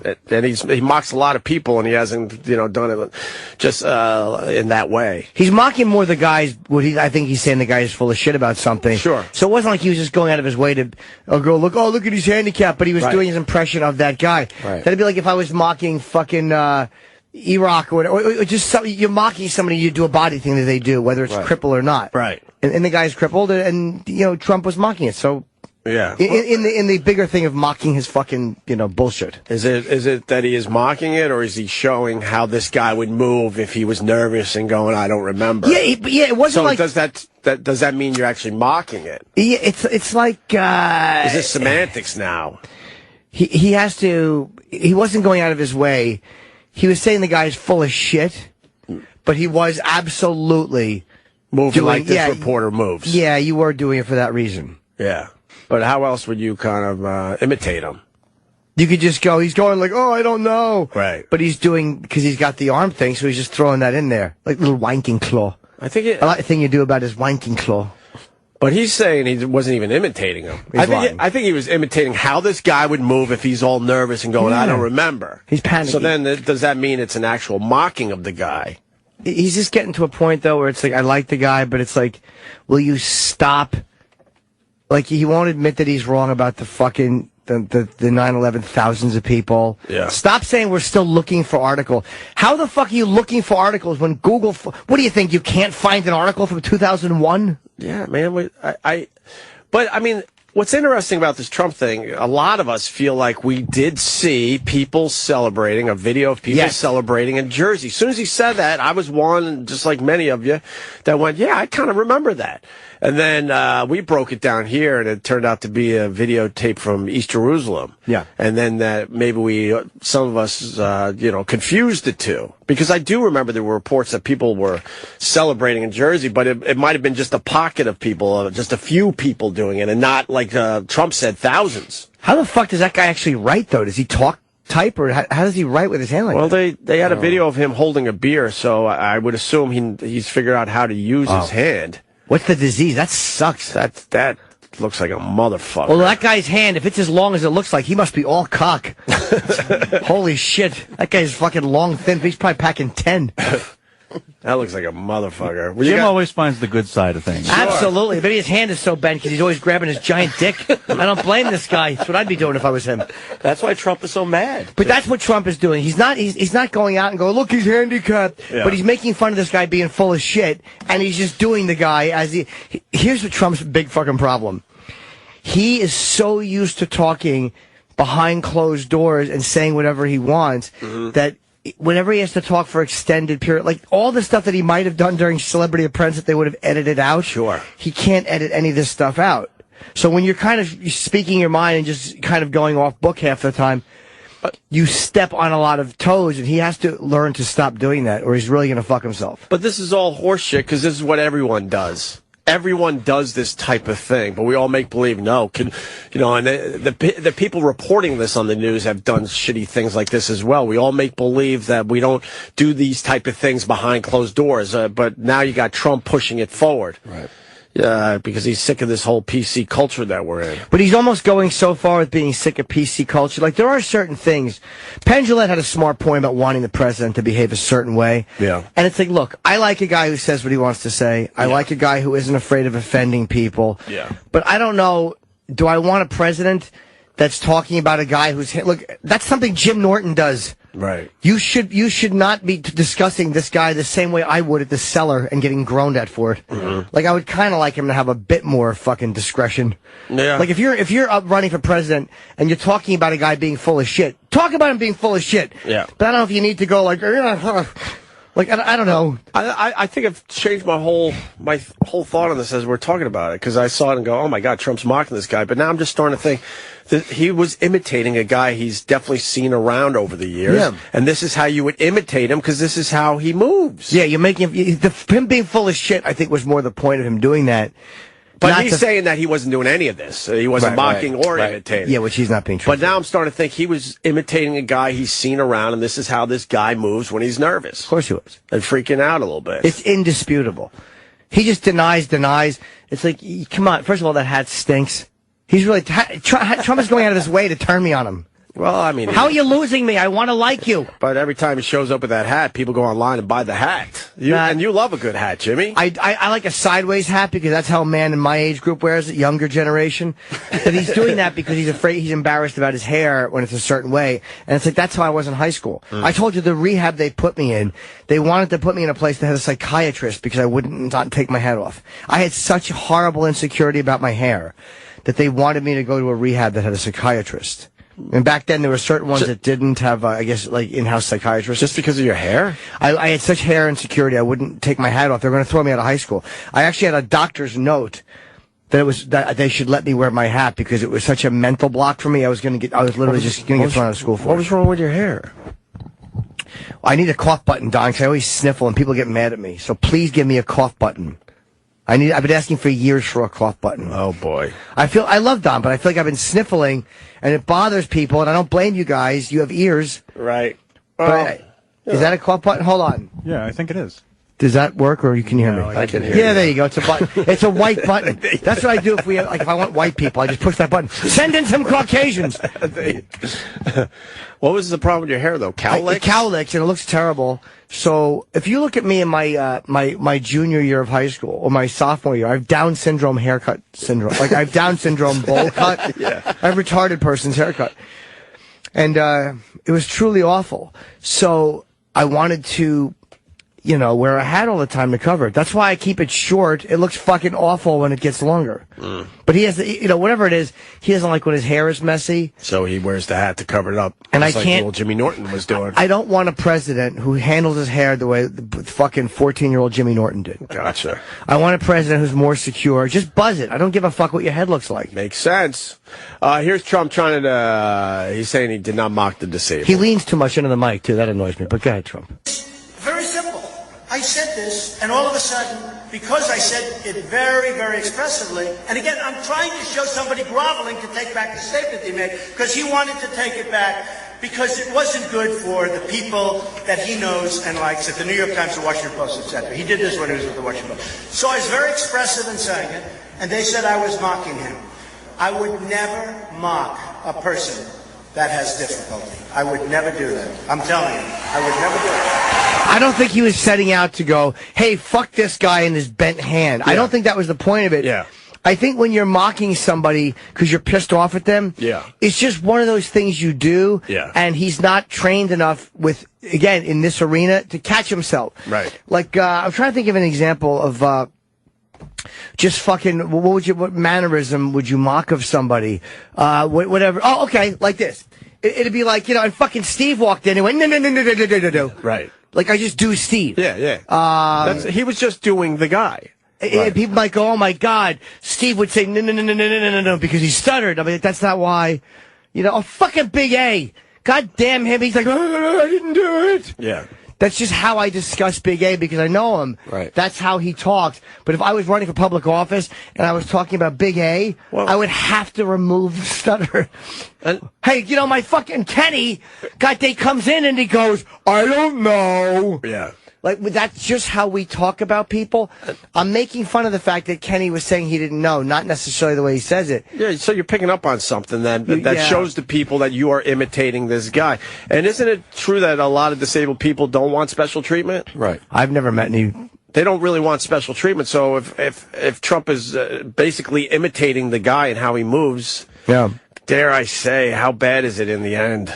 He should just admit that he was doing it. Like, I hate his denial. I don't think he was... sorry, Jimmy. So I don't think he was doing it because he wants to mock the guy's disability. Well, it's one of those things you just get caught up when you're doing the same way as if fucking Kenny walked in. I would just do it, like, without thinking. Here's the question. I don't have the answer. Maybe somebody does. What Jews? When does it become mocking? I think when it becomes the point of what you're saying, or when it becomes, like that was, whether he meant to do it or not, that's still kind of mocking it, because that guy's hand being bent has nothing to do with him being full of shit. So you're doing it because that's just the way the guy is. You're like, oh, fuck him. Like, that's the point, is fuck him. But you just got caught doing it. It's one of those things you got caught doing. It's like if you're out with your wife and you see a woman with a great ass and you're so used to being with your friends that you go, I want to fucking eat that. What? Wow. The cake she was carrying. I want to eat the cake. No, you just got caught because you're so used to being with your friends and looking at a great ass. That's what he did there. So the point wasn't that he wants to go out and fuck with the disabled consciously, but he's mad at this guy and he did the guy. Yeah. He was just doing the guy. Absolutely. People can make out of that what they want.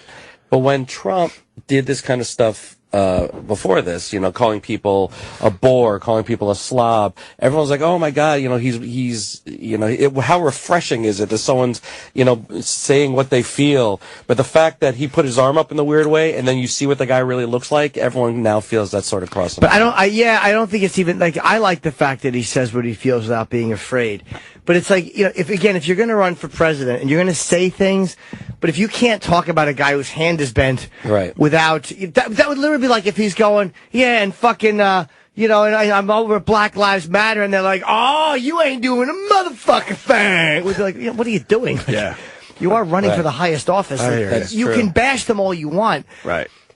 But I guess my point is when you're running for president, you probably shouldn't do impressions of the people you're attacking, because you're caricaturing them, which is fine. Right. But you're eventually going to fuck up, especially if they have a disability. Yeah, but it doesn't offend me that he did that. But just say what you did. Right. Yeah. And he can't just say what he did. Right. And couldn't you see him down the road doing an impression of a world leader that we're fighting against, or that there's some sort of trouble with, and then that starts a whole he shouldn't have the schoolyard kind of bully mentality with everything. I don't even think he's being a bully, because I'd be like if he's talking about Kim Jong-un and he's like, oh, I know drop a bomb. Oh my God, I know drop a bomb. Oh my God, it's not that far off, honestly.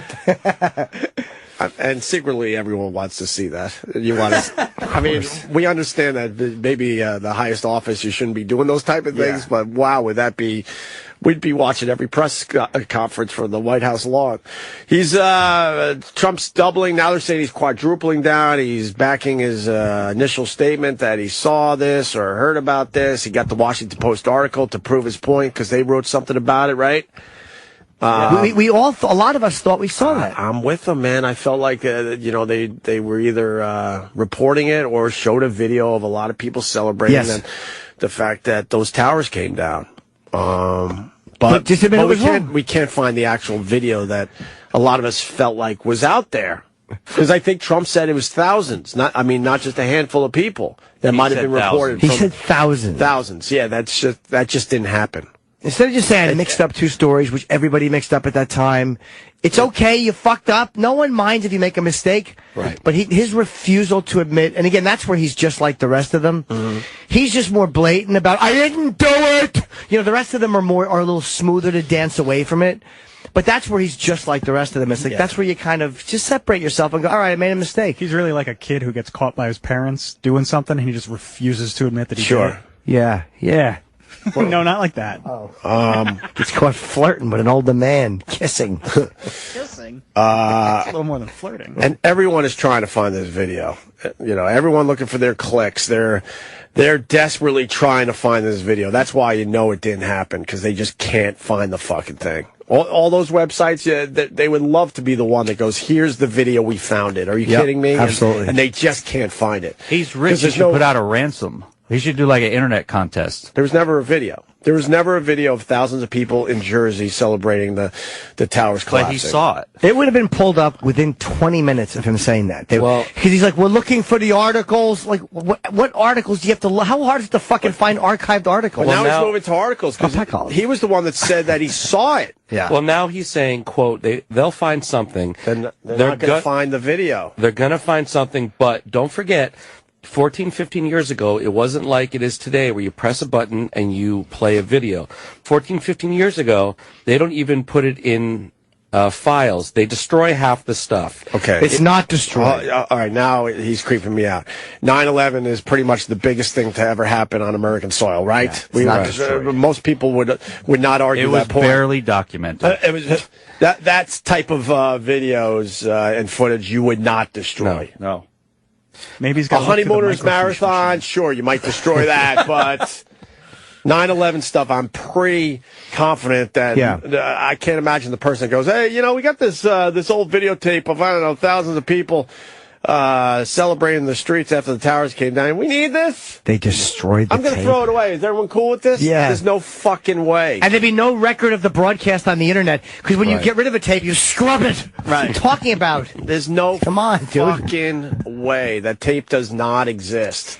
A lot of us got confused by the video of overseas people celebrating. Overseas, right. Especially the one we saw of East Jerusalem with that lady from...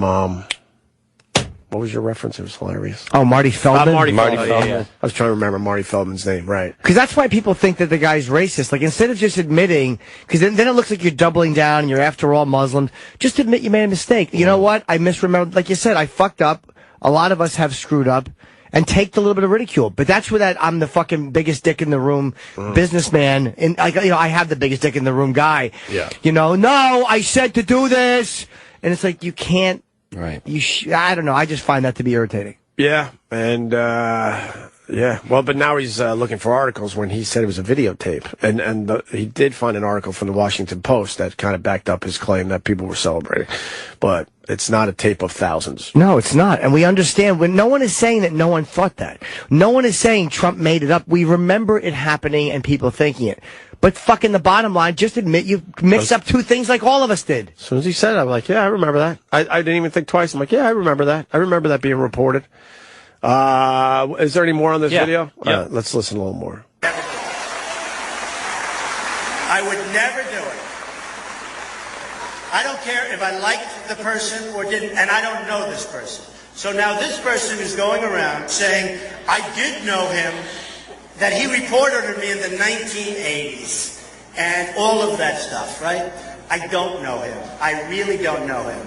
I was very expressive in saying it. I don't take that back because the person was groveling in terms, if you read his statements about, well, did you say this and did you write this paragraph? This is where he's really fucking up. And I don't know. He's caught. Man. First of all, he's full of shit on this one, and this is where he's fucking up. He's getting caught up in basically a Twitter back and forth. But no, you said that but click the link. There's other shit to worry about other than what some dick reporter says. Even if Trump's right and the guy did say it and he was a cunt, there's other shit to worry about. At this point, I would prefer you start talking about what you're going to do and stop with this petty nonsense. Not a chance it's a coincidence? No. How could it be a coincidence give me your impression right now of someone Don't do an impression. Give me your impression of someone panicking and going, I don't remember, right now. I don't know. There you go. Your hand would go out like that. Yes, of course. I get the motion. But I also get he put his one hand bent. No, that's why I asked that. Yeah. Because it is similar, because you did exactly what how I thought you would. You put your arms up like, I don't remember, and you shake them. But in Trump's case, that right arm, that's not easy to do. You wouldn't go like this. Right, because he was seated behind Governor Connolly. And there's no way that the bullet could have hit in that trajectory. But then when you look at the way he really was sat, of course that magic bullet would be silly to hang in midair. However, when you see the real seating, you realize he was not seated directly behind the governor, but Governor Connolly was on a jump seat, which was lower. So the trajectory was... Oh, we're talking about Trump. It works. Yes. Then it works. So Trump is you did exactly how most people do. You put your arms up like but to actually twist it hurts. And one at a time. It hurts to twist your right wrist like that. And why would you do it this way? Yeah. So Trump is basically looking for a lifeline here as he's talking. There is a really good reveal of how he gets out of this. All right. Okay, cool. Well, he knows how to... really grasping for straw. And I will tell you that it is just such a shame when a disgusting newspaper like the New York Times, when some of the media, like CNN in particular, was just really unfair, when they say things that were so unfair. And I cherish, for instance, our vets, I cherish. Has nothing to do with anything. Wow. Exactly. We all love animals. That's a whole hello. We got it. You don't have to look at Travis. We all got it. Just making sure you got it. We all got it. No, I hear them all. Okay, so we got that one. So that was his hello Cleveland. Yes. Well, first he started to go with, I'm going to blame the media. Yeah. So the Times is unfair to him. CNN is unfair to him. Oh, I love the vets. Right. You're not going to get people booing at that point. No. He's smart. He's a smart businessman. We all know that. And he knows how to talk his way out of shit. Not only does he love vets, you know what he loves? Wounded vets. Wounded vets. Warriors, I love our vets. I love our wounded warriors. I also love cute kittens. Kittens on the internet. What is he doing? This has nothing to do with Have you the seen issue these at hand. tiny bulldogs? Yeah, exactly. He's a brilliant deflector. I don't know. If I'm running, I always go out and go, and fuck the veterans. I don't like them. Right. I think they're overly funded, and once you're done with the military, foot the bill. That's my platform. And fuck ISIS. Yeah. Wait, what? Well, no, I think that they're freedom fighters, and I think that we've been handling them incorrectly. Like, he's just saying things that, no, of course you're going to say that. Of course everyone likes the veterans when they're running. It's brilliant because he knows he's backed into a corner. And now it's time to punch his way out. So, of course you're going to applaud that and turn the energy around in the room. No. He was mocking. Well, he was mocking the guy? Or was he giving him a good imitation? In all the times you've seen him interviewed, you've seen him, any press conference, anything, have you ever seen him hold his arm in that particular way? That's how the guy holds his right arm. I mean, yeah. Because he's doing the impression, like, that's why I asked Jimmy. Everyone would do the I don't remember in the same way. I don't remember. Right. And you kind of put your arms up a little bit, your hands up a little bit. And shake them. He just got caught out there. He just got caught in that moment that we've all had, talking about somebody and doing the impression of them. If the guy had a fucked up voice, like if the guy's voice was really like, he would have said that. Yeah, I called him. He's like, he was just doing that we all do. So, anything else in that clip, or are we pretty good? That's about it. We're good, but he turned around the energy in the room. Yeah. See, everyone. Well, you know what? Why don't we just take one of these? I'll pack off. Go ahead, Michael in Westchester.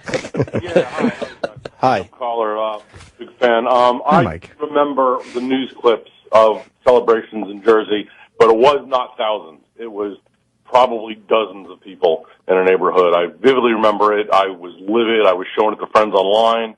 So when Trump said it, right away I was like, because I'm not a Trump hater, not a big supporter. I'm in between. Yeah. I'm Republican. But I was like, oh, God, he's shooting himself in the foot. He's making a great point, but he blew it out. He oversold it. He oversold that with thousands in the street. I feel like I saw the video as well, but the problem is that no one could find the tape, and we're not destroying those tapes. I agree, but do you think these, Fox 5 News is going to pull it out? Or yes, I do. Oh, my God. Yes. That's a great story for them. Yes. Republican bigwigs, Oh, stop it. Yes, stop it. Don't stop. Yes, they would. Yeah, that conspiracy Do you know how many stuff. people just recorded the news because it was the biggest thing going on? Come on, guys. The big media loves to hide stuff. Michael, I don't disagree with you. Well, then why really wouldn't one don't, person but- put it on YouTube? Yeah, Right. but what Travis is making a good point too. As soon as this shit happened, people were all pushing record on their Right. VCRs.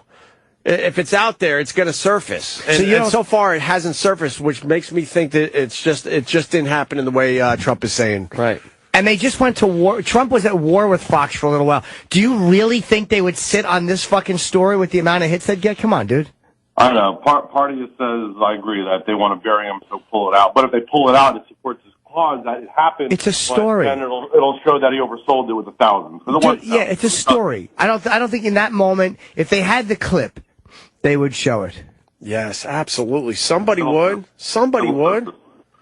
We'll see. It'll surface. Huh? All right, guys. All right. Thank you. But it's true. But I don't disagree with you where media outlets have their own agenda. Yeah, but of course. The first group to find it, MSNBC, CNN, whatever, it would be not an exclusive per se, but you would be getting all the attention. Huge. It would be huge. And everyone needs, like I said, their clicks. Everyone's looking for clicks. Every single one of us are looking for clicks. They're scrambling trying to find this thing, and no one can. Because it doesn't exist. It doesn't exist as far as thousands. They might come across something eventually where you might see a pocket of people.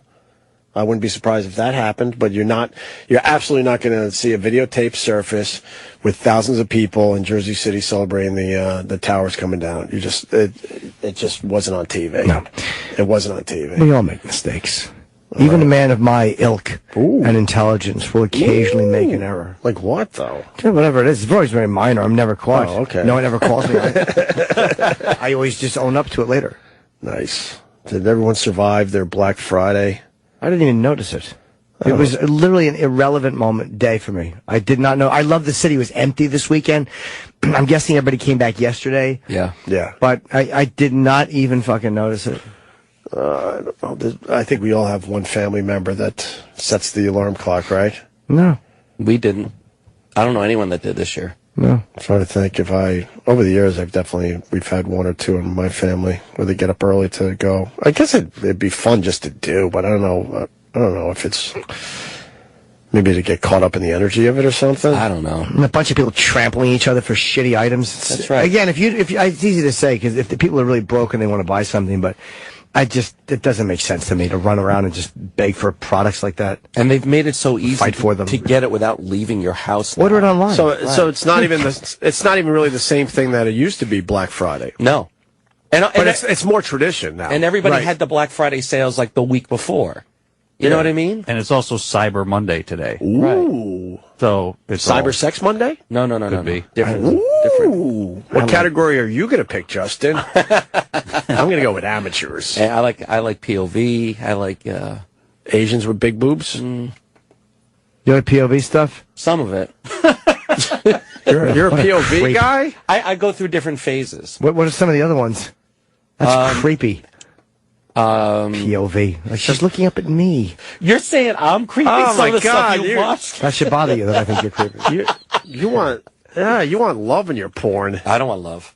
POV's love in your porn. I like to pretend that that's me. Yeah, and they're looking up.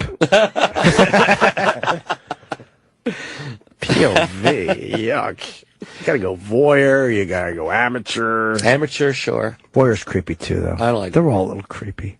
A little creepy. The voyeur is a little creepy. All right, you're 100% right on that. I was texting a girl last night talking dirty, and she travels a lot, and I was telling her that I wanted to Put her feet on my face after a hard day's work. After a hard day's work, Ed? Yes. What? I want them sweaty.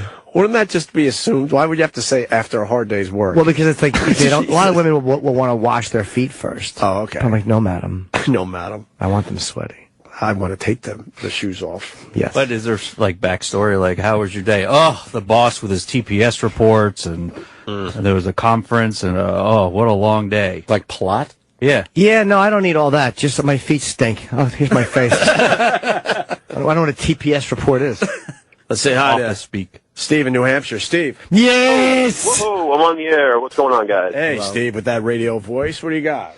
Oh, you think it's nice? Thanks. Maybe I You got a little radio voice. voice. You'd be a good 70s rock jock. Hey, I know it's a little later in the conversation, but if you guys saw the latest South Park episode, they did a good job of how Jimmy wants to be called a retard and has not offended to it. Well, yeah, South Park gets away with that because they do the whole cartoon thing. You do that same episode with live actors, whatever, a regular comedy show, and then everyone will get fired for doing it. Well, that is so weird. But why is that? Why is it okay in cartoons, but if it's on just a regular sitcom or comedy, then there's problems. You can't even do it in movies anymore. Because we're dopes. That's why. We're dopes as a culture. That's the answer. Right. That's it. That's it. Right. We're dummies. Not that South Park isn't brilliant, but I mean the fact that we will only accept certain types of social parody or cultural parody through cartoons from a cartoon because we feel more comfortable, it's more palatable for us, is a reflection of us being dopes. Right. It's also kids. Like South Park is focused on children. Oh, so okay. when you're doing these things through children, I think it's also I never even thought of that. acceptable. Maybe you're correct. That's part of it. But I think cartoons is we just need it to be spoon-fed in a way that's acceptable to us. And again, they're a great show, and they're not real people. It's just ridiculous. But real people make them. No, I know. But the real people that make them don't give a fuck, and they've established that. Right. So they've got that going for them. But when it's an actor who is saying these things, and then that's a real face on a real person. Right. All going to the point that because we're dopes. Yeah. Instead of realizing it's a real voice actor. Yeah. And good for South Park, because what happened is they did try to break their back years and years ago, and they just wouldn't not do it. You know what we should do? We take a pretty edgy scene from South Park, and we redo it line for line with actual disabled people, and watch the outrage. Watch the outrage. And watch us get sued for stealing South Park. But it was social commentary. That's true. This season's brilliant, by the way. Like, I haven't watched in years, but I heard so much good stuff about it that I watched. It's so good. Really? It's all about PC culture, safe spaces. Caitlyn Jenner. Yeah, I mean they're doing everything, and instead of it being like isolated episodes, it's actually a continuation of each episode. Really? Yeah, so it's completely different, but the subjects that they're doing are it's hilarious. Very cool. Yeah, they're doing a great job. Is it true that Caitlyn Jenner or Kim Kardashian are up for Time's Man of the Year award? I'm sure it's that was a mock. It's Person of the Year, by the way.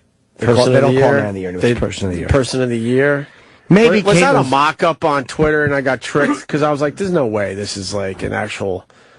They're actually. I think you can vote for like hundreds of different people. Yeah, but why was it? Why did they show those two? It was almost like it's coming down to those two or something. Another thing I should have wrote down when I saw it, so I could be more prepared. I'm going to start doing that. I think that'd be really smart.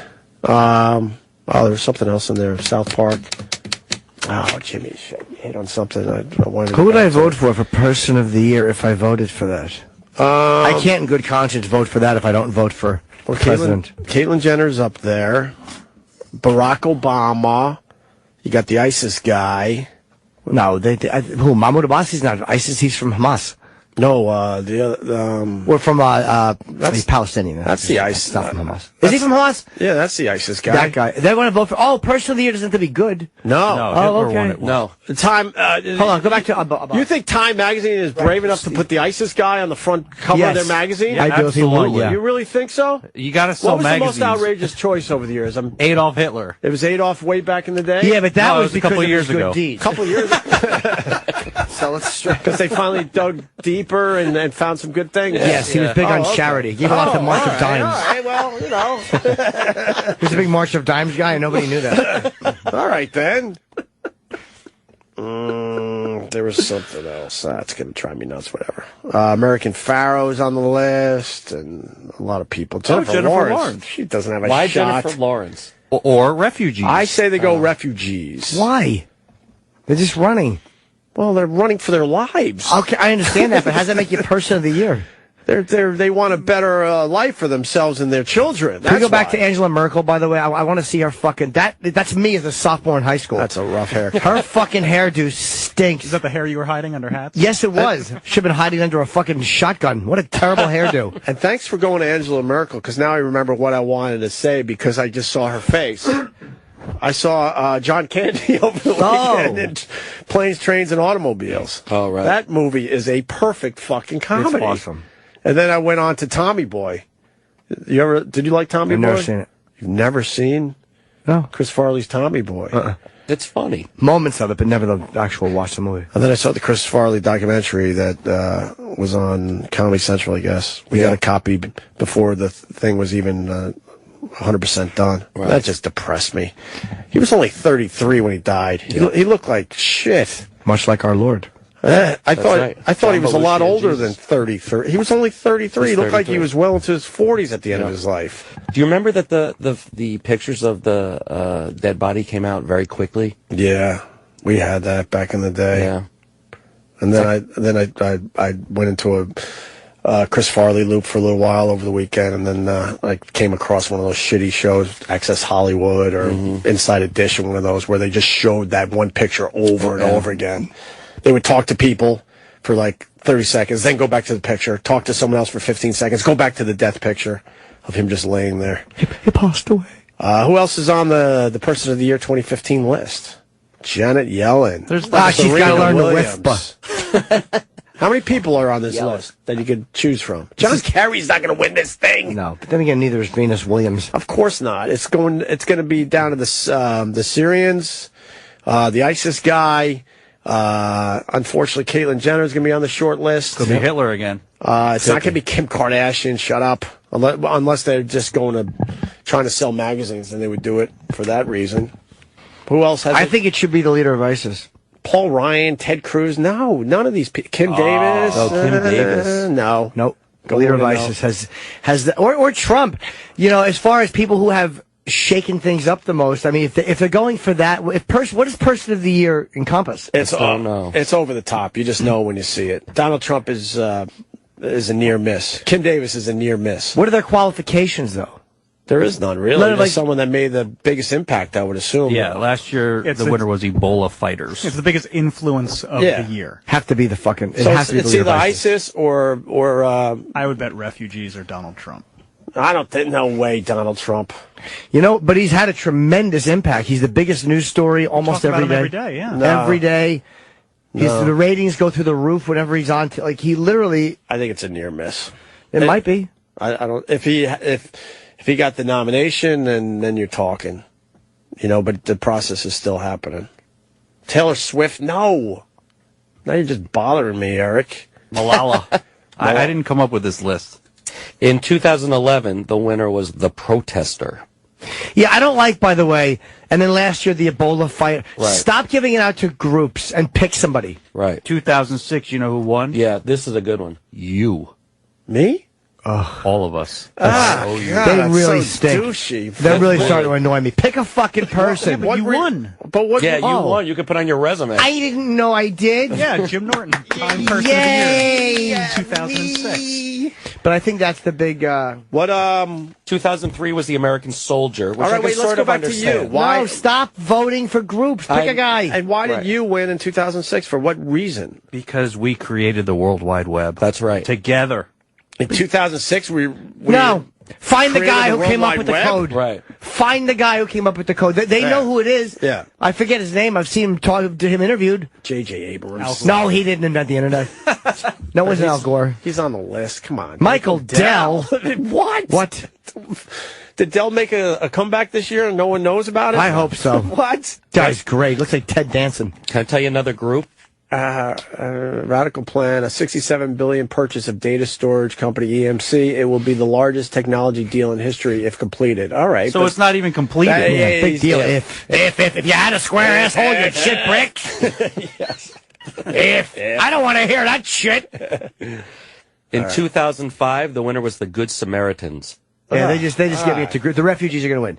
Without a doubt. They're very into groups. It'll be the refugees for 2002, the Whistleblowers. It's going to be Is that what they're doing now? Why do they call it People of the Year? I don't know. So they bailed on an actual person a long time ago. Pick a guy. No, I mean they give me 2000 to now. Well, who really won fast. last year? 2000. Excuse Quickly. me. George W. Bush. 2001, Giuliani. 2002, the Whistleblowers. 2003, the American Soldier. 2004, George W. Bush.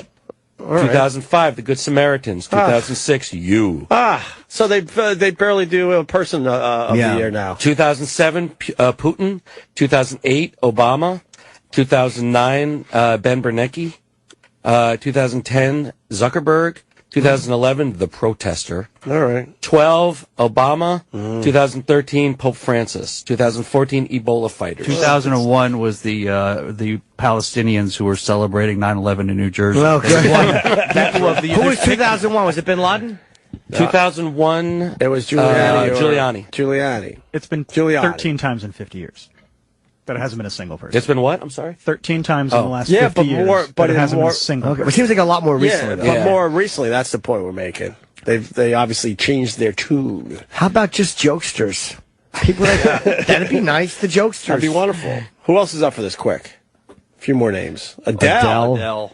Well, you know what, Adele? Let me give you a little fact on Adele. She's fat. She sold 3.38 million copies at 25 in the first week. Big deal. It's a fucking bomb. Wait, I don't think it's a bomb, Chip. Holy shit. I like Chip. First song, Hello was the first song to sell 1 million downloads in a week. Wow. Zuckerberg. Schumer! Amy Schumer? I'm going to vote for Amy, even though I don't get a vote. But I would just like to know the person. I think everybody gets a vote. I think everyone gets a vote. Oh, good. I want to vote for Amy. It's a popularity contest. Yes. Can we write in our Amy Schumer? Can we write in our own our own? You know who they're forgetting? Chip. Fuck yeah. All right. Let's get Chip on the list. I'll Chipperson. Can you add people to the list? That's what I don't know. For what, though? Being fucking hilarious and spreading humor and lightening the load. For his Mets World Series videos, actually. The one with the refrigerator, I would vote for it. I watched again the reveal of what was on his computer. Yeah. Oh my god, I laughed again. Yeah, the reveal. Yup, fucking sexy, right? Yeah, pretty sexy. Sorry. They're strong. You got to continue. You got to continue with the reveal videos with Chip. Drake, he has no shot. Drake. His name's Drake. Chip. Sorry. Think of Jack Hay. Good old Jack. I don't even know half these people. Oh, Lin-Manuel Miranda. I like him. We turned him down. He was supposed to be in there. Yeah, good. I'm glad we did. I don't know these. Oh yeah, the Planned Parenthood. Rubio, who I think is going to get the nomination in the end. Megyn Kelly's very kissable. She's aight. No, she's pretty, man. She's better than all right. I'd like to make love to her. She's aight. No, she's fucking really pretty. Certain girls are all right. Yahoo. She's very pretty. All right, we're just... I like to make deep love to her. Deep? Yeah. She'd be like, I'm not on the pill, and I'd hold her ass and come in her. Wow. To make a baby? I don't know. Whatever happens, happens. I don't like the whatever happens thing. Yeah, that scares the fuck out of me. You hold on to that ass cheeks. Like, I'm going to pull out. And they're like, will you really? And then you just put it deep. Keep it. Take that cum. But what if it makes a baby? Give her the wrong name. That's the beauty of only having a mediocre career. If I give her a wrong name, she'd believe it. You know, what'd you say now, your name was now? Chet Chesters? Yeah. Chet Chesters? Chet Chesters. Does that sound like a fake name? A little bit. It sounds like a name that Chip would give. Fuck yeah, Chet Chesters. Chet Chesterson. Stupid Chip would give something close to his. Fucking my alter ego's Chet Chesterton. Fucks a lot of girls. No Ben cars. All right, we're done with this. I think it's going to be refugees or the ISIS guy. Travis is thinking maybe some Trump action. Jimmy, what do you think? Club Soda Kenny. He's out there flirting. Oh, look at that. Oh. What do you guys think? Person of the year. Refugees. It's refugees, I agree. Yeah, because they like the group thing lately. Chet Chesterton's a man of international intrigue. I'm a spy. Spy for who? For whoever needs my services. Oh. Chet Chesterton. Chet Chesterton. Oh. Fucking pull up my gun and shoot you. Oh. Oh, look, my shoe is a lighter. Give me the secrets. It's like garbage. Jesus. I don't think it's that easy. Chesterton, Chet Chesterton. 0069. God. So stupid. I'm a fucking man of international intrigue. All right, we are going to take a break. Is Esther Ku here? As far as I know, no. Oh, boy, she probably got really high last night. Hold on a second. I'm going to answer my shoe. It's also a phone. Hello, Chet Chesterton's international intrigue phone line here. Can I help you? I think you need a catchier name. Chesterton. No, Chet Chesterton. No, I mean, you're fucking, that's very catchy. No, your slug line needs to be a little catchier. My slug line? Don't throw salt on me. Like International Man of Mystery. You need something that's a little more catchy. I'm a man of intrigue and humor. All right, that's a little better. Yeah, spreading intrigue and humor. Across the land? To everywhere, every land. You know, it's funny, you don't sound much different from this guy I know, Chipperson. Give a fudge. I drive a Lamborghini. Fucking very hot. I always get the pretty girls. Jeez. Do you carry a gun? Yep, I fucking have. I'm doing a movie about Vegas. Casino Circus. You know, a lot of these spies have casino. A lot of these spies have gadgets. Do you have any? What's that? Chet Chesterton, do you have any gadgets? Yep, I wish I had two things that worked as earplugs. Fuck yeah, I do. Yeah. Fucking things that kill people. My glasses. I shoot shotgun shells out of my glasses. Shotgun shells? Yeah. Those glasses must be huge. Yes, they are. They're big welding glasses. Oh, okay. We've already established that your shoe is a lighter and a phone. Yes, it is. No, they're different shoes. Lefty lighter, righty phone. Lefty lighter, righty phone. I can't say that fast. I think lefty lighty works really nicely. And for a moment of humor, one time I'll hear a phone ring and I'll go, hello! And actually I'm just burning my fucking face. Oh no! I got zooted and answered the wrong fucking shoe. It's rock and roll. Fuck yeah. That is Chesterton. Chet Chesterton. Nice. Oh, God. I think, is he done? Chet Chesterton's never done. Never done. Man of intrigue and humor. Across the land? Across every land. Every land, sorry. That's right. Sorry. Okay. Does he have a the drink slug like line. James Bond has the martini shaken, not stirred? Yes, I do have my own drink. What is it? I have a little bit of, I have lemonade. Fucking cocaine in it. Lemonade and cocaine? Wow. That's a pretty strong drink. Wow, that's... You're going to be up for days. Oh, my God. Wow. No, I don't. I have fucking milk and Pepsi. Together? Like Laverne from Laverne and Shirley would drink that. Yes, she would. You remember that. I do remember that. Not just because you look like her dad. Fucking Laverne DeFazio's father remembering his little girl's beverage. Very nice. Oh. I have a bunch of tickets going on sale. Yes, you do, Jimmy. Go ahead. Yes. My new tour is gearing up. Yay. San Francisco this weekend. Coming. Nice. Yeah. Get out of town on Thursday. I like the San Francisco. I love it. Do we have to leave early? I don't know. Probably. If you're going to San Francisco, that's a long flight. I've heard you might have to. Yeah. All right, we'll see. All right. Goodbye. That's it? No. No, I mean for just go to A bunch of dates, yeah. San Francisco, and then right after that is East Providence for New Year's Eve. That's the next. I have a couple weeks off finally. I'm going to Vegas, and I'm going to my friend's birthday party in L.A. It's going to be a very fun trip. Whose birthday You gotta film that party? movie in Vegas. Whose birthday party? Yeah, that's right. Casino Circus. Chesterton, Chet Chesterton. A man of intrigue and humor. Whatever you need. Mystery solved or a laugh. Whose birthday party? That's all I want to know. Tell you later. You're not going to say it on the air? When I get back, I will. Oh, surprise party. That's right. Oh, now I get it. Yes. Oh, excuse me. The show is back. Yes, we are back. I hear Esther Ku's here. I hear Esther Ku is here. I guess that works. It works a little bit. What? In 1988, Mick Foley got the most votes for Times Person of the Year, but they didn't give it to him. So even though it's a popularity contest, if they don't like the winner, they're still going to go to the fine print and pick somebody else. So, what's up, Esther? Hello.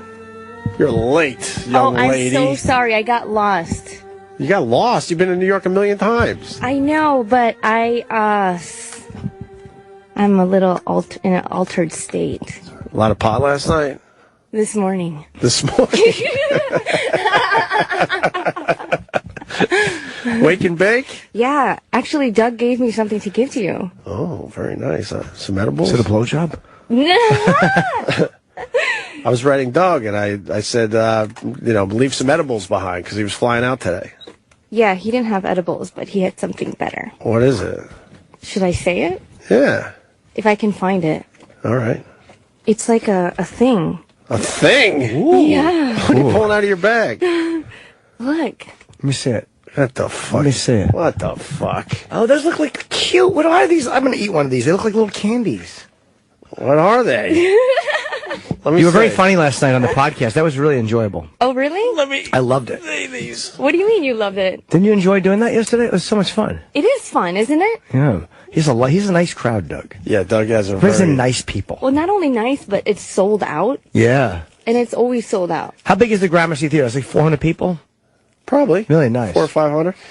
These are like oil pills, like the fish oil pills. Fish oil. Well, he said one of them is for me. Well, too late now. Oh, fuck. I should have put it in my... You're gonna have both of them? No. Why don't you eat I'm one? more of a chocolate bar guy. No, you gotta eat one. Dude, I want to see you eat one and get Oh, my stoned God, you'll on go there. bonkers. Well, how many millies are in there? I don't know. I have to call him. Yeah, that shit's scary, man. You gotta be careful with edibles. Come on, you let's gotta wake eat him one. up. Get zooted She on gave the me air. a couple chocolate bars, and I ate the chocolate bars. It was Did you eat nice. them? Yeah, I didn't go all in. I was like being a little wimpy about it. How much but it did was you nice. Like a third of a bar. Did you get stoned? No, it was a nice little buzz, though. Oh, it did give you something. As I told you, you have to eat the whole bar. Fuck no. That scares me. Do you get horny on it? Oh, yeah. Right? That's what I mean. Like, having sex with a chocolate bar is the best. With the actual chocolate bar? Yeah, no, I mean, you feel like every nerve ending in your body. It's insane. Oh, yeah. Yeah. Right on. Right. So you have to take it as soon as you're... I can't take a whole bar. I'm a pussy. All right. Unless I know I'm not going to be alone, I guess. Why can't you be alone? It'd be fun. You watch TV. I didn't say I can't be alone, but I got to, like, you know. Because you don't have the kids. I got to X out some time for that. Yeah, you watch some TV. So. Get fucked up. As soon as the kids leave for school, that's when you take it. Yeah. But then I'm fucked up for the rest of the day. I'd rather do it, like, later in the day and then end my day by going to bed. That'd be a perfect scenario. You're going to bumble around all high. What's wrong with Dad? You're all fucked up. Laughing all weird. Looking like that New York Times reporter. Yeah. All spazzing out. Anyway, what's up, Esther? What's going on? So were you in town just for Doug's podcast, or are you doing other things? I'm doing that and a couple other things. Like what? Let me see your sheet here. She's at Stand Up New York tonight. Okay. I'm going to visit your arch enemy. Who? No. Who? No, I was supposed to do Anthony, but then... He's not an enemy of mine. Okay, you guys made up? No, but I'm moving on. Okay, cool. Wish him nothing but the best. Yeah, no, but I I'm don't not... care if people do his show. I'm not doing it anymore. Why? Why? Oh, because I got an audition. For what? Oh, you're not doing it anymore, meaning just today. You're not doing it anymore. Oh, yeah. Yeah. Just today. Oh, okay. Yeah. What's your audition? I don't know. It's for a show. What is it? The Korean show? Or can No. you not? You know, I watched that dumb thing. It's pretty fucking funny. Which one? I don't know what off the boat or whatever. Fresh off the boat? It's pretty fucking funny. It is funny. And it's I was surprised that I actually enjoyed it. It's about the 90s. Because I was watching the Muppets, because the Muppets came back with, for the kids, and then it came on after that. And then Except, I you know left what? the TV on, and I'm like, this is actually pretty funny. You know what my problem with these Asian sitcoms is? What? they portray the parents to be way too nice. I've heard from you guys over the years that the parents are strict. Yeah. And Did not that remind nice. you of your dad on that show or no? No, not at all. I'm like, no Asian dad would ever talk to his son like this. Like, really? What would you like to dress for your prom? And it's like, that's so fake. How do they talk? Yeah. How do real Asian Like, dads yeah, talk? to their son. You know, get the fuck out of here. Like, you know, like. They're not nice? No, not at all. They gotta be loving in another way. Not really. I've kind of heard this over the years, too. You know, so I'm watching these sitcoms and I'm like, okay, yeah, it's funny, but they sort of like whitewash it, I feel like. I feel like it's accurate because I don't know shit about it. So like, I guess this is how it is. Well, you know what? There's all kinds of Asians, so that could be accurate. I heard Chinese dads are nicer than, you know, Korean dads. Are you Korean? Yeah. Your dad was not nice? No. Do you get along with him now? No. That's why she's a comedian, right? Yeah. Because they fucked you up. I know. They fucked you up, and now you're a funny lady. And like now I'm like, I want to just write my own show to show that that's not like, you know, real. Do it with a little edge. You know what I mean? Have like an angry. What'd your dad do? Angry dad. Hit us. Hit? Yeah. Fuck. How bad? We used to like spank. Like across the face.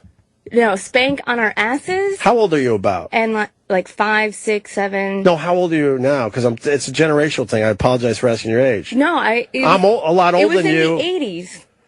In the 80s, you were still allowed to like spank. You were allowed to hit the top of the legs a little bit. You're allowed to do anything as long as you do it in your house. But what kind of hitting was it? It was acceptable to be spanked in the 80s. Yeah. It was like, you know, you grab a paddle and then they take our clothes off. You know, like I'm naked in front of like all my brothers. And you're getting paddled. And then we're all getting hit, you know? I don't mean to laugh because that's fucked up. Well, how old were you when it's this stopped? It's so fucked up. How old were you when that stopped? Like, fuck. Why did you have to be naked? Like when we got spanked when we were growing up, it was through our clothes and it still fucking hurt. How old were you when that stopped? I don't know, like 10. You don't remember when it stopped because you're blocking it out. Wait, you were 10 and naked in front of your brothers being spanked? Okay, maybe not 10, we were naked, but, you know, when you're younger, you're naked. Why did you have to be naked? Because they, like, want to put shame into it also, you know? That makes sense. So it's the humiliation. It's the humiliation is part of the punishment. Did you purposely act up so you could get spanked? No. No, fuck no. Now, let me ask you this, because this is the shit that scares me as a parent. Do you like being spanked sometimes when you're having sex? No, not at all. So there wasn't a connection there? No. Because I'm always worried if I do something silly or stupid, it could turn into a fetish for these kids when they get older. I think the girls who like getting spanked didn't get spanked when they were kids. I think it's mixed. I've had both. Girls Really? that want me to spank them that got spanked growing up, and some that probably didn't at all. I don't know if that... Okay. Yeah, I don't think it goes 100% either way. It's one of those things where some do and some don't. Or like the girls who like to get choked. Like, I would fucking hate to get choked during sex, you know? That's creepy. Yeah. Yeah. Esther likes when you say nice things to her in bed. Like, if you're having sex, you're supposed to say, like, oh, you're only scheduled to do 30, but would you do 45? She's like, oh. Just nice things. Good math scores. You know? Yeah. Talk about our good math scores. Or nice comedian things, you know? I don't want to let this go just yet. So you're a little kid, and they made you take your clothes off, and then was your mom in the room, too? Yeah, she would hit us, too. She would, like, help him. You know what I mean? Right. Like, what the fuck? Yeah, Was it only spanks? There was no prep involved. Well, here's the problem with spanking your kids. When you have a lot of kids, it teaches the kids that violence is the solution to any problem. Whenever you want to curb somebody's behavior, let's just hit this person. So it's like, you know, I grew up with, like, guys, like brothers, and they would be super rough. Boys are rough when they're not hit. Mm-hmm. Imagine, you know, having a violent house, and now, like, my brothers are, like, throwing plates at my mom, and, like, there's fucking holes all over the walls. That's why we have, like, picture frames, like, hung in, like, random places on the walls. Like, they never got the holes fixed? It doesn't make sense, you know? Like, right. you take a picture of, there's a hole behind it. See, I don't hit my kids, but, man, like, you understand. God. It's frustrating to try to do it without... Were you spanked? Yeah, honestly, not a lot though. It wasn't like a crazy over the top thing. It was. I feel like it was more in the normal range in my house, but it was quick. There was no prep. It was like you did bad, you were grabbed, pulled over, whack, whack, whack, and then done with it. Your brother threw plates at your mother? Yeah. How old was he?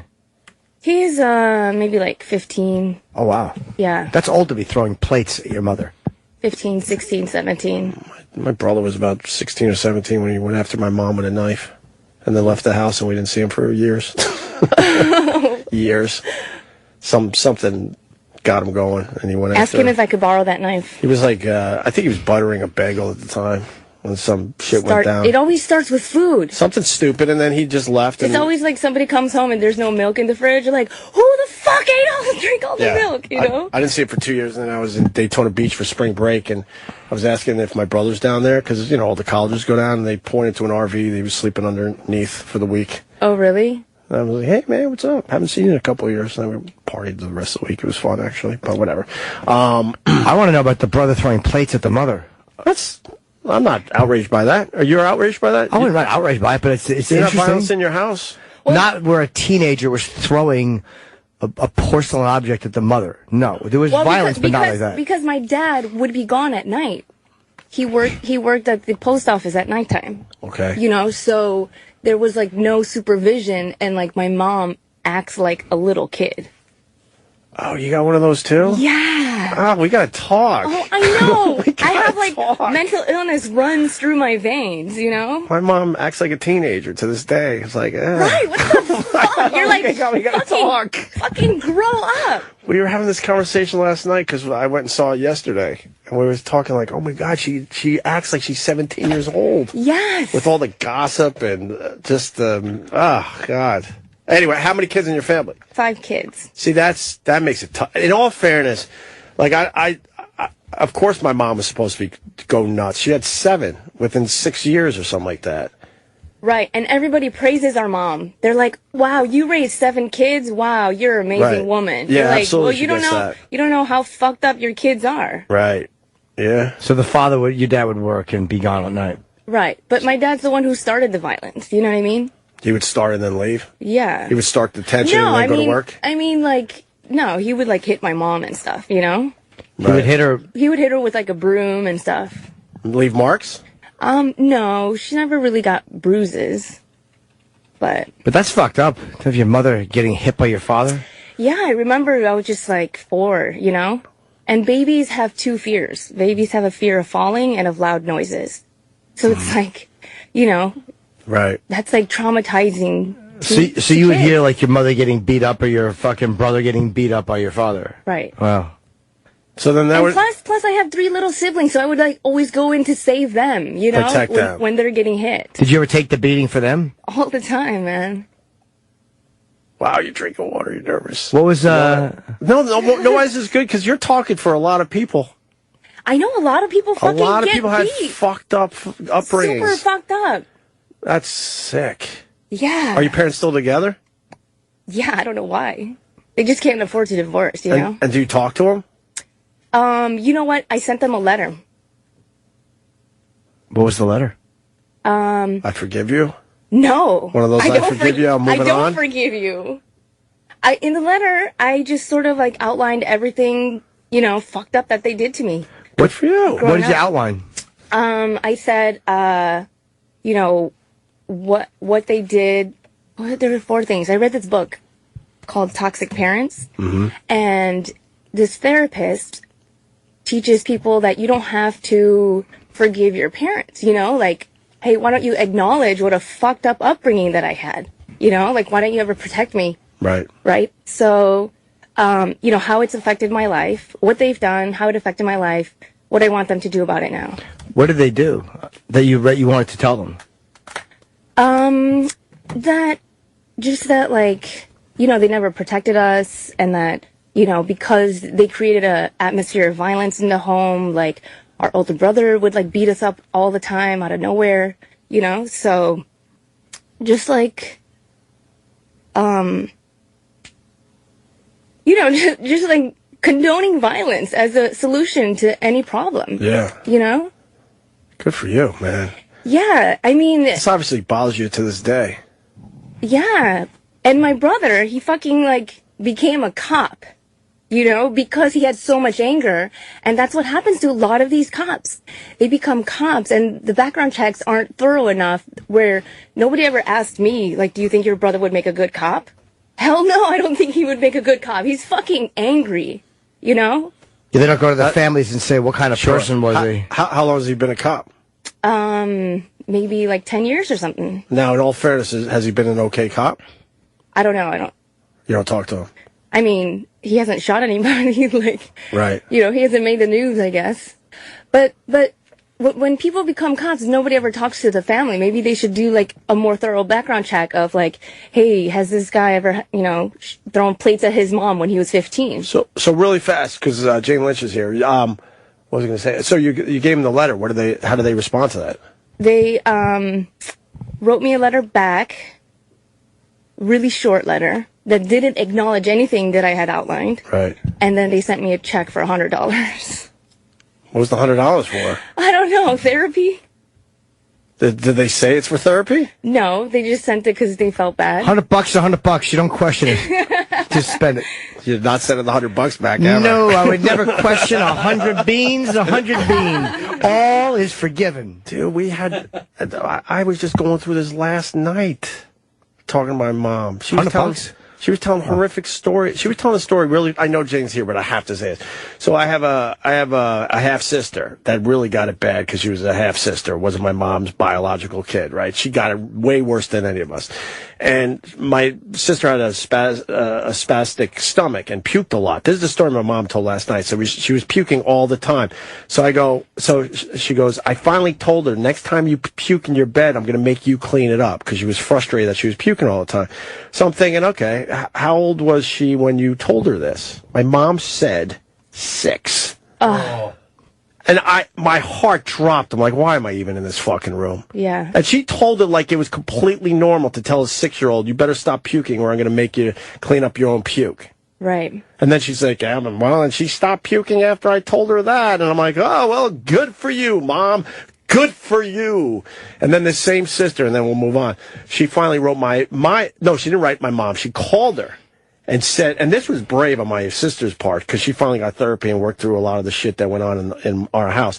And she called my mom. She goes, I just want to let you know, I forgive you for everything you did. And it came from a good place. And you know, and said, I just wanted to tell you that, and have a good day, whatever, and hung up. So my mom tells us this story last night. She goes, so what I did was I called her right back and I said, well, I forgive you for everything you did to me. Oh, oh my God. Oh, God. And she tells us this stuff like she's talking about, like, her, you know, her favorite fucking book. I know, these people, these people shouldn't have kids. Like, well, what the fuck? I'm glad I'm here. Relax. A life's a life in the end. You kidding me? I never believed in that. It's not fair for the kid to have, you know, blah, blah. No, a life is a life in the end. All right, we got to get Jane. We're going back to this Esther Ku. Esther Ku opening up, huh? All right, but Esther... maybe she had a disastrous upbringing, too. Yeah. You never know. My mom? No, Jane. Oh, Jane? Yeah. No, I know my mom had a disastrous upbringing, so then you feel sorry for that person. Like, what the fuck But you're the child. You shouldn't have to feel sorry for your parents. Thank you! They should have their shit together before they fucking fuck without a condom. Thank you. You could save me 2 fucking years of therapy. Exactly. It's not my problem. I'm just a fucking kid in this damn thing. Exactly. So you don't feel like, they had a tough time. You're just like, fuck them. They should have handled this a little bit better. Yeah. No, they might have had a tough time, though. You don't know how their parents brought them up. Well, she doesn't give a shit, right? You don't care. No, I mean, I'm sure they had a tough time, but that doesn't fucking, you know. I had Louis J. Gomez on my podcast, plugging my podcast, and he has a kid, and he was hit when he was growing up, and he has a kid, and he goes, I would never hurt my kid. I didn't even circumcise him. It was just common sense not to hurt a baby. Yeah. You know? I can't imagine. And I'm like, if a thug like Louis Gomez but you know what? Admit that. I personally can't imagine hitting my own kids, but as soon as you bring this topic up, those phones will fucking light up. Yeah. And people have no problem doing it. And look, who am I to say I don't know? I just know that I can't do it. I beat kids up in my neighborhood. Really? Yeah, because I was violent. Like, I had to, like, you know, calm down and... Karate? No, I would just, like, punch them. Like, you had no skills? Like, you just would punch? These next door neighbors, they would like put juice boxes in our mailbox. Yeah. And they were 5 years younger than me. And they were little brats. They were little twins. And they would keep throwing this garbage at our door. And after a while, I just had enough. And I went over there and I punched them. And they started crying to their dad. They're like, she came over here and punched me. And the dad's like, I told you not to go bother them. I'm like, I was like, yes. He's on my side. Yeah, he kind of said you got what you had coming. Yeah. How many siblings do you talk to these days? 3 of them. 3 out of 5, you said? Yep. So 2 you don't? 1. No, one. You're number 5. 1 is me, stupid. And I brag I was good at math growing up. Oh, so you only don't talk to 1. And which one is it? Or you don't want to say? It's the cop brother. The cop brother, okay. Yeah. All right. You don't see yourself reconciling that? No, but my little brother is going to ask his girlfriend to marry him. So now I have to You might have to see him. I might have to go to the wedding. But what did he do to you? Was there My little brother? No, the one you don't talk to. He would beat me up all the time. In a bad way? Yeah. Like he was like No, I mean sibling beating up is a little different. No, like my parents crossed the line. My parents would be at church and my dad would put him in charge of all the kids, which is something you never fucking do, you know? Like kids are violent. Right. Without, you know what I mean? So we had no supervision and he would just slap us, like hit us and What was his problem? I don't know. It sounds like the bird from that movie where we had the guy in Angelina Jolie's the World War II movie. Yeah. What was the name of that fucking movie? Unbreakable. Unwatchable. Should have been. Yeah, I liked it. I had some problems with the book was amazing. The bird wasn't scary at all in that fucking movie. In the book, he was horrifying. The shit he did to those guys, or the one guy in general, and the rest of them certainly. So you might have to see your brother. Yeah. It's always weird when you know you have to see somebody, you don't want to say something. I could just say I'm against the institution of marriage, you know, and not go. Right. Can you go and avoid him, or will he try to talk to you? I just don't want to see his fucking face, you know? How many years has it been? I don't know, maybe like 6, 7 years. Oh, wow. Okay. Yeah. Yeah, that'll be weird. Oh, that sucks. No, you know what? He fucking showed up at one of my comedy shows in Chicago. Maybe he was trying to, bury the hatchet. No, but it was fucking weird because there was a comedy show at a strip club. Oh, really? I'm like, you freaking idiots. He came there for the Did you talk to him? You must have. No, I told the manager to kick him out. I was like, fuck this. Oh, wow. Yeah. All right. We got Jay Lynch outside the door and Esther Ku. That's why I smoke so much weed, you know, because I have PTSD from all of that. I need to, relax. Hi, Jane Lynch. Hey, buddy. First time on our show. How are you? Oh, thanks for having me. Welcome. Hello. Hi, everybody. Hi. Hey. Wow, we're in a weird, dark place right now, but we'll get out of it. Esther Are Ku. you really? What's going on? We're talking about horrible childhoods and abusive upbringings. God, Yeah. guys. Well, I come bringing joy. Oh, you didn't have any problems growing up, Jane Lynch? I didn't. You had a supportive household? Yes. Sorry. Yeah. In the comedy world, that's a rarity. Yeah. It kind of is, right? Yeah, I did dig deep for my pain. Actually, I had to make it up, actually. You had to make it all up? Where did it go wrong for you? It must have at one point. Like, for all of us, it's something. If it's not the parents, it's some... Yeah, no. Where did it go wrong for me? I used to be a big drinker. You want your seat lowered? It seems like you need your seat lowered. Isn't that funny? Because I'm so tall. Yeah. Could we lower a seat? Or? No, that's okay. The mic. You all right? We raised the mic, so all is well. All right. I used to drink a lot when I was younger, and that was. I'm sure I drank out of some pain. I mean, believe me, I looked into it. But when I got sober, everything kind of the clouds parted and the sun shone through, and things have been much. In fact, I can't even really remember what it was like. I don't even have sense memories of it. Well, it's kind of the theme of the show because over the weekend I saw Listen to Me, Marlon, the Marlon Brando documentary, and he had a horrendous upbringing too with 2 alcoholic parents. Yeah. And it led to him being this great actor. So Yeah. I don't understand that the greats out there have had shitty upbringings. What is the connection Well, I there? think there's a lot. Well, first of all, there's a lot of people who had shitty upbringings who aren't doing anything. Right. That are kind of good point. Yeah. So I think it's just. There's some rise with it, but he was never happy, was he? Did you saw that documentary? It's also, I guess, when you're alone all the time, you just got nothing better to do. You get, you just do scenes and monologues to yourself and talk to yourself, so you're probably pretty comfortable. Just talking in some kind of a dialogue if you spent the whole childhood talking to a wall. He never seemed to get over his childhood. Yeah. Is what it comes down Well, to. I think we kind of just are wired a certain way, and we're wired to do certain things on this planet, and there are people who are wired, just to dig ditches, and there are people who are, have that special something that when a camera hits them, you go, oh, I want to know what they're thinking. I want to know what they feel, and, I really relate. I want to, Yeah. Yeah. What got you this? What made you want to be in show business? I just like attention. Yeah. That really is it. Like, I love attention. Yeah, I do. I love attention. It started out with that, and then I love acting. I love creating characters. I love when I kind of made the connection that everything lives in me. And I could. This is what I am is this is my prima materia, digging into me. Everything lives in me. The good, the bad, the ugly, it all lives in me, and I can find it and tap into it and, like clay, make something out of it. I love that. That turns my crank.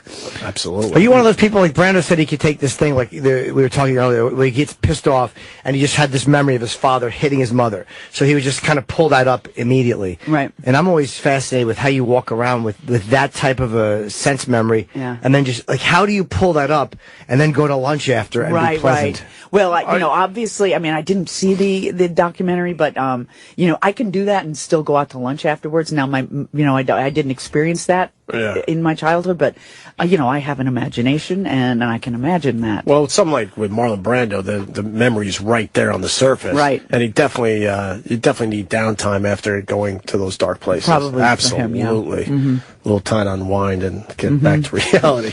Yeah, but then you watch that's how it not all part of your works life out. anymore. Just somebody fucking in a food addiction talking to Larry King with his bare feet up. One of the greatest things I've ever seen is him. Really? Yeah, him and kissed Larry King. They sang together. He had no shoes on. It's like a complete psychopath. Yeah. It's like, what a great way to live. You've never seen that clip? No, I haven't. forgot about that clip until Jimmy just brought it up. It's not in the movie, unfortunately. Yeah, there's the kiss. If you look up on the screen up there. It's just, there it is. He's just a crazy person. He's just hanging with Larry King, having a good old time, and they're kissing. How young he's Larry got King sandals on. Yeah. This is from like the early '90s, I think. I'm just reading that you're deaf in one ear. I am, yeah. And which ear? I'm deaf in my right ear. How did it happen? I had we think it's probably from this. I had a really high fever as an infant, and it probably knocked it out. Oh, so it's like your whole life. Yeah, whole life. So it's not something I had to adjust to, and I have like bionic hearing in my left ear. I can imagine. Wow. Yeah, it's pretty Cool. amazing. Yes, I hear nothing from here. It's completely nerve dead, and then the left side is just like. So when you have sex, would you rather their head be on your right or left side? Depends on my mood. Do I want to hear what you have to say, or do I want to ignore you? That's funny. Do you feel like you're missing something or no? Or do you not even register? But I wonder every once in a great while, I wonder if music, because I love music, I wonder if I'm missing something about music. Is your left nipple more sensitive than your right also? But I will say that the left side of my face is definitely more animated in the better side, which you're getting right now. This side, not so much. Not made for TV. I think your right side looks perfectly fine. No, Jane well, Lynch. thanks. Thank you. And I don't think you're missing anything in music if you love it that much. Yeah, I do. Yeah. But it is odd, you are, because you have the sense of putting in two earbuds or putting the headphones on, and you're only getting it out of one side. Right. Yeah, now that I can't get, I don't know. What about those implants that are making like babies here for the first time? Yeah. And those videos on YouTube where everyone freaks out. The last time I checked, when I was at the House Institute of Hearing, which was about 2 years ago, for my particular malady, which is nerve deafness, the nerves never come back. It's the one place in the body, from what I understand, that your nerves do not regenerate. Ugh. Yeah, and then bite. But you know what? It's all right. You're used to it. I got bigger fish to fry. There was a documentary on some people that they were a married couple and they were both deaf, and they were able to get their hearing. Like, I think for the first time ever, and I think the wife got it first, and then the husband, and they lived for a while, and they broke up. And they regretted. Did they break up? No, I don't know. We're all thinking the same thing. We're And going then down they the dark regretted. road. They regretted they ever got their hearing. Oh, but you could tell by my inflection this was not going to end well. Right. But I think they both got rid of the implants. Oh, they did? Went back to being deaf. They didn't like. They didn't like it. It was probably assaultive. Can you imagine going through your life with that? There's a level of peace that we don't know, because we are assaulted by sound all the time. I was just in your green room, and there you can hear some show. I think it's Howard Stern. Yeah. So that's kind of on the background. We can't really understand what they're saying. It's just like noise in the background. And then they turned on the Today Show. And so it's, and we turned it off. We turned off the television. I mean, we are assaulted by sound. You go into a store and they've got, you can't even really discern what it is. It's like, it's, you know, it's shopping music. It's shopping music. Maybe it's it makes you subliminal. buy more or something, but it drives me crazy. Do you meditate? No, not formally, but I do kind of breathe. I've tried it. I can't do it. I get itchy. I try to I'm going to be peaceful, and my fucking back itches. I'm like, this stinks. Don't do it. You know, what I think the best thing to do is you have to know your own wiring, but is to just eliminate the noise, which is what I do. I don't watch television. I don't listen to you guys gab. I don't do it. I'm sorry, although this is a fascinating conversation. No, but that's why you're happy Opie. to be. This is Jimmy. Hey, that's Esther Ku. and you are. Hey, nice to meet Esther you. Ku. Yeah, and I don't know how to segue into Febreze. Yeah, right I was going to do it for you. I was going to do it. You could be. You could segue into Febreze. Being totally deaf stinks. It stinks, and you know there are 12 stinks of Christmas. I was going to say, so what are you promoting, Jane Lynch? Yeah, you got a parody video, the 12 Stinks of Christmas? Yeah, it's on YouTube right now, and it's goofy and funny, and Matthew Morrison, who was my co-star in Glee, sings it with me. And, you know, I've been working with Febreze for a couple of years now. I friggin' love it. Excuse my French, but I love it. I love it. I love the smell of it, and I eliminate sounds from my life. I also like to eliminate the stinks. So you basically, it's like a commercial. Yeah, well, let's hope it's not a complete commercial. Right. Hopefully there's fun. some laughs in there. Is what you're saying. Hopefully, yes. yeah. And I mean, I laughed. Well, I'll leave it to you guys. I rely on Febreze a lot when I smoke weed. Do you? Yeah. Does it really eliminate? Oh, Totally. There you go. Well, it eliminates odors for darn sure. Like when you have your garbage too long, which is my favorite. You should go after the pot people in the commercials. Yeah. No, I'm serious. For sure. Pot people who have kids and then you need to go back in the house and deal with their children to not, You're missing a whole market, Jane to Lynch. trick them into thinking they're not smoking weed. Yeah, there you go. Is it bad to say I never saw Glee? No. You sure? I'm positive. I feel bad. Oh, don't. It was like a feel bad. huge show. Yeah, that's okay. It wasn't for you. It wasn't for you. She's basically saying it was for young people. It wasn't for you, older men. But it was a monster hit. It was a monster hit, especially those first couple of years were just really heady and wonderful. I've seen the game show, though. I like that. Good. Hollywood Game Night. I love Jane Lynch. I just didn't see the Glee. Is that still going on? Hollywood Game Night? Yeah, we just shot 12 more episodes that I think will come out in the winter, or late winter. And yeah, I love doing it. It's a lot of fun. Nice, easy, fun. Easy gig. It's like having a little party. Right, every night. Yeah. In front of, I don't know, a few billion. People. Yeah. Billion? Well, Wow. Wouldn't that be great? Yeah, our numbers are just, off the charts. Yeah. Well, it's always on the airplane. Yeah, they're always on American It's one of Airlines. those airplane shows. Yes. That's always on. Yeah. Yeah. That's where I catch up on my TV is on airplanes. Right. And you never had they said you never had a coming out moment either. It just kind of happened. There was never any moment where you came out and said, yes, I'm gay, and then it was just... No one ever asked. No one ever asked, so I never answered. Would you get around it, or not get around, it's just people kind of become just second nature. They just go, well, I was out on a date, and the person said, I know, they just kind of remove gender when discussing, or were you just... Right. You know what? I don't remember a moment of making that decision. It just, It just was it was. Well, that's right, because I think people like, Ellen, Melissa Etheridge, and Katie Lang, and all those folks who had kind of stood up and said, oh, by the way, you love me, I'm a great artist, I'm gay. Right. It kind of took that for, they kind of cleared a path. Ellen really for me. pushed it forward for a lot of people. Yeah, and I don't think that if you were to ask her, do you want to do that in this life? Right. I don't think she would have said yes, and I think she was a little, kind of a reluctant hero in this. Oh, really? Yeah, I don't think that she was ever said no, but she kind of got pushed into it and finally had to go, okay. Right. But it helped a lot of people. Yeah. A lot of people gosh. felt like, okay, I can do this now. Exactly. And, a lot of people thought that her career would fizzle out, and look where she is. Oh, my God, it got bigger. Unbelievable. She has an empire. People love her. And it's all those Midwestern ladies who go to the show and dance with her, and they just love her. And it's, she's done a great thing. Right. People think the Midwest can't handle gay people. You're right. That most of that audience is they're not these slick city people. They're people from the Midwest, and they don't give a shit. Middle-aged housewives. Yeah. Love the Ellen. Yeah, they do. Love Dancing with the Ellen. They do. How do you feel when you see these actors, like, just there's a lot of actors that, like, something will happen where everybody kind of knows. I feel bad for them where they feel this need to deny it because I guess they're afraid that the roles will be affected or they won't be able to be leading men. Does that still happen? I don't know. Oh, yeah. Yeah, does it? Yeah. Well, I think there's a difference between character actors and ingenues because they want America to project their hopes and dreams romantically on these people, and if you know that like say somebody like Brad Pitt is really gay, that would affect his or he doesn't really work that much anymore. But I'm trying to think of somebody more recent, like Ryan Gosling. Let's say Ryan Gosling was gay. It would affect his career. I guess it would, right? Yeah. Be hard for people to see them. Yeah, I think it would. And you know what? We'll get past that. Broadway's past that for darn sure. Broadway, they're teeming with the gays. It's fairly teeming. Teeming.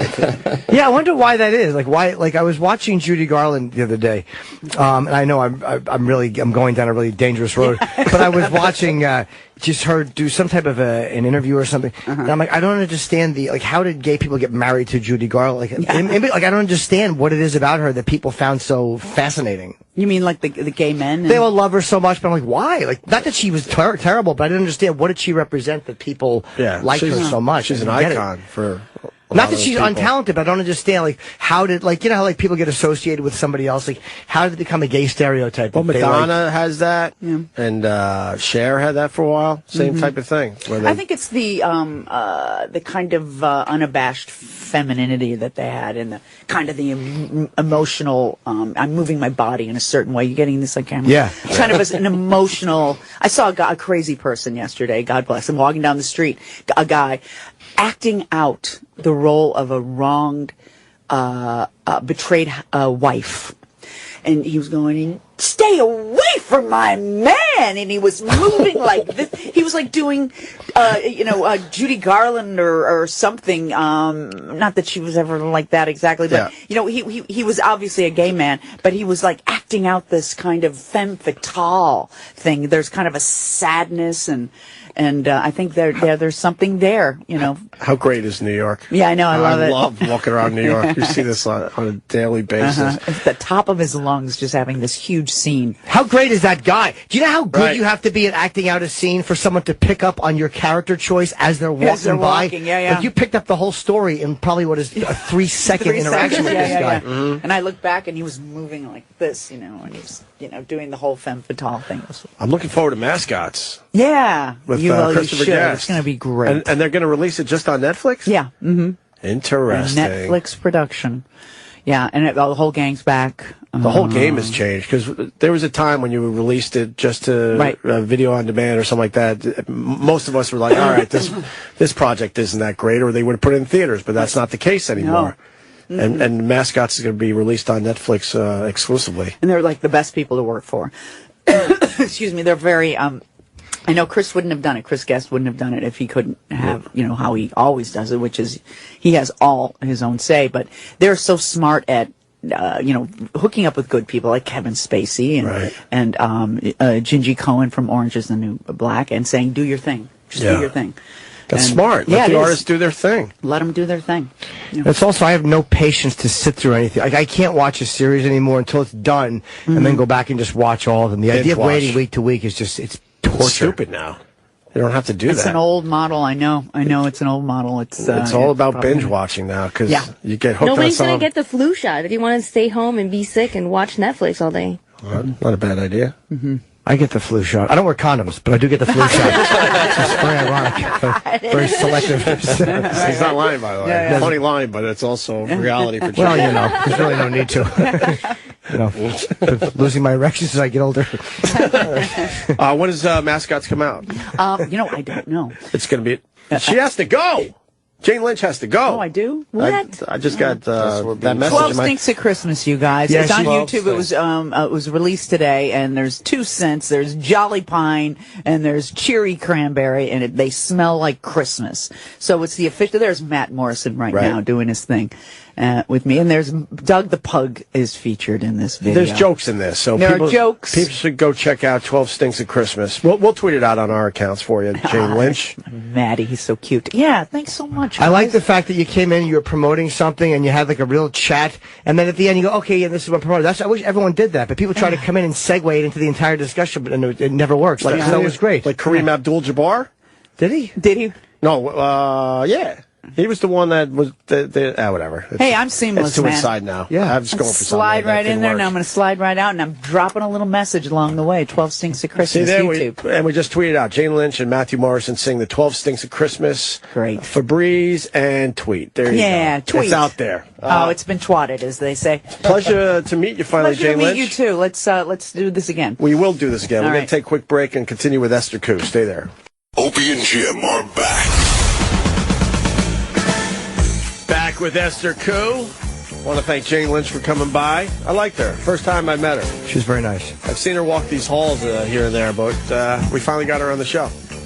I'm not sure if the Febreze people were happy, but we were very happy with our Jane Lynch segment. They were very unhappy, but I understand why. Like, we were talking about child abuse and her, And Febreze covers it all up. They do. Oh, yeah, I mean, that's perfect. That's their slug line. Esther's saying get it for people who smoke pot. Like, if we do an interview with someone and Febreze is thrilled with it, then we're not doing our job. I would say that I wouldn't have enjoyed doing that interview, but she was very nice just to talk to. And you mentioned Febreze at the end. These product people have to understand that no one gives a fuck to Like, that you can't extent. be such a robot about it. Like, we'll plug it, we'll mention it, but if we would have just talked to her about Febreze, Oh God, no. Nobody wants to fucking hear that shit. That's like these companies that have Twitter accounts and think they're follow us. No, I don't want to follow Beefsteak Charlie's on fucking Twitter. Why would I do that? Right. I like a burger every once in a while, but I'm not following you on Twitter. That's the first thing that occurs to you. Absolutely. Damn, American companies. Follow, go like us on Facebook. Why? You're a flip-flop company. Right. Give a fuck. Right. Why am I Make shower liking you? shoes. Exactly. We try to entertain people. It's hard to fucking get them to like us. Exactly. And you're just a product. Who cares? Silly. I don't think I follow or like any products online. I'm trying to think. No. Morning After Pill. I follow them. I like them on Facebook. I back them 100%. So I heard they were trying to yank her out of here, the Febreze people. Are you sure they were the Febreze people? Probably, yeah. Because there were 5 people and one was not having it, so you got to assume that's the Febreze person. Man, they're so uptight. Yeah. I thought your angle on the pot was perfect. Right? They're going to make believe people that smoke pot don't use their product? If they want a viral video, they would make that. Right. If they're actually Right. looking for a viral video, they have, college kids sitting around spraying this Febreze. Febreze, yes. They don't know that. Yeah, they don't understand. Oh, they know. They just don't want to, talk about it. They could have commercials that air in Colorado, Washington, Oregon, and California. And then the rest of the states. California's not official yet, is it? Well, It's a state, yeah. For medicinal, yeah. They're fighting for statehood. Them in Puerto Rico. I thought they were still on the fence. Not official yet, but medicinal is huge out there, obviously. It might as well be. It's all, like, It might as well Venice be- Beach is all 420 doctors. Really? Yeah. So that's just a technicality. It's so everywhere. stupid. So when are they going to vote it in officially? They're more Does anyone know conservative that? than you think out. Like, They're still allowing the medicinal things to pop up everywhere, right? There's still anti-gay marriage out there. Let's go on a field trip. Or has it been made legal now? But Iowa had it before California did. So California is not this oasis of freedom that everybody thinks it is. You know what I mean? Didn't 'cause there's a lot California of. have it and then they repealed it? I think so. Yeah, I didn't know if it went back and became. I mean, Schwarzenegger was a Republican, right? It might be legal now Yeah. He was. So they're not as. for gay marriage. No, I mean, like, the state isn't as liberal as. Right, that's what I'm saying, yeah. Just Right. because they have pockets of liberalism. Yeah, And medical marijuana pretty much every mile. getting zooted. Getting zooted out there, right. We're going to have Rev Run in here. Rev Run in a little bit. He's a little late. It should be here soon. Surprising. Very surprised. I love how you said that. Surprising. Book claims Hillary Clinton made Bill get tested for HIV because he favored unprotected sex. Good boy, Bill. And that he Attaboy. tried to seduce Jackie Kennedy. Right. Wow. Fucking raw dog it. He met her in the hospital too. His timing was off. He met her in the hospital? Well, I was implying when her husband got shot that he met her there. God. Stupid. What are you doing here, pretty lady? Looks like you spilled some ketchup on your dress. Hey, what's all that? A bunch of macaroni or something? Stick my big prick inside your... What does she care? She's a freaking lesbian anyway. Well, we don't know that, Esther Ku. That's I'm sure she's your sleeping. fine opinion. I think it's okay to say that. Then she can sue us and we can depose her. I'd love to get her in a court of law. Have you ever lapped a vagina? Yes or no? Hey, it looks like you got pillbox hat on or something. What's a bunch of fucking pills in there or something? Show us how you Who you here with this shit? Show us how you properly lick a pussy. Yeah, the trunk of my car's all messed up. Could you clean it? Oh, God. They're just so desperate for PR right now. Who? Them, the Clintons. I don't think she wants this out there. Of course she does. This is all strategy. This is strategy. This is all these people. They all like plan this ahead of time. In their new book, Bill and Hillary. So this is that thing called Love from Blood Moon Productions. Darwin Porter and Danforth Prince claim that due to Bill Clinton's reputed prolific philandering, Hillary once demanded that he be tested for HIV since he favored unprotected I think what would help them if they released nude pictures of Chelsea Clinton. Yeah, I'd like to see that. You think You know? I think that would help her win. You know? It wouldn't hurt. Right? Chelsea's quite cute. Bill had the hots for former First Lady Jacqueline Kennedy.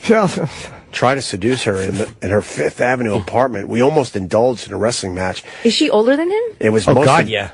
It was most embarrassing, they report. Jackie told friend Katharine Graham, the former Washington Post publisher. I mean, I was flattered that I turned him on so much at my age, but Bill was just like Jack in the sense that neither of them wanted to take no for an answer. Just, I just want to stick it in here and look where President Kennedy used to go. Oh, God. I'm going to put it in there. Don't you hang out with that Greek shipping magnate. Chip Clinton. Yes. Stupid. Ever since that day, I prefer not to be alone with Bill, she said. Oh, God, he was rapey. Jesus. Book claims, well, he wouldn't take no for an answer, just like good old Jack. JFK. Book claims that while Graham didn't spill the beans, she once repeated the anecdote to Truman Capote over dinner. I don't think Truman Capote's going to keep your secret. No, that's probably not the right person to Rep. Clinton said, is it possible to quote me laughing at the sheer absurdity of this story? So the Clintons are laughing at that, saying that's ridiculous. But what are they going to say? Yeah. What's he going to say? I tried to stick it in and she said no? What scumbags are writing this book? Oh, are they wrong? Who knows? If you look at the book, it doesn't look very professional. Yeah. Got no cover. It's Bill and Hillary. He's kissing on the cheek. It looks believable to me. I was on the yearbook staff in high school. I could have done a better job. Exactly. Yeah, like, what is this? Starting to think it's a couple scumbags. Like, pick one picture. Yeah, I don't like a three-picture cover. Like, what is this, an Instagram collage? Well, you don't think it's well done? But maybe they're going for the Instagram crowd. Huh? Good point, Esther. Yeah, they are. Maybe there should be a selfie pic or something. I don't know. I think there are a couple of fucking opportunities. Whatever. Let's ask Rev Run. What is he here? Childhood he is. He's walking down the hall. Oh. All right. He's coming to us now. All right. I want to ask him about the proper bath. I enjoy a good bath. Good question. Yeah, I'm going to try to talk Why, he's a bath expert? I enjoy a good soak. I like to soak it up a little Why bit. is he known for his baths? Because he would take them at the end of the episode. Yeah. You never saw his reality show? What show? Run's House? No. It was pretty good. Wasn't bad. Now he's doing a reality show where he travels with his family for the travel So he would channel. take a bath at the end? Yeah. Oh. Got a couple philosophy books, some candles, a very sudsy. Where's the Oh, yeah. Got his BlackBerry. He's doing it for the camera, though. He's got his hat on the side. I don't know.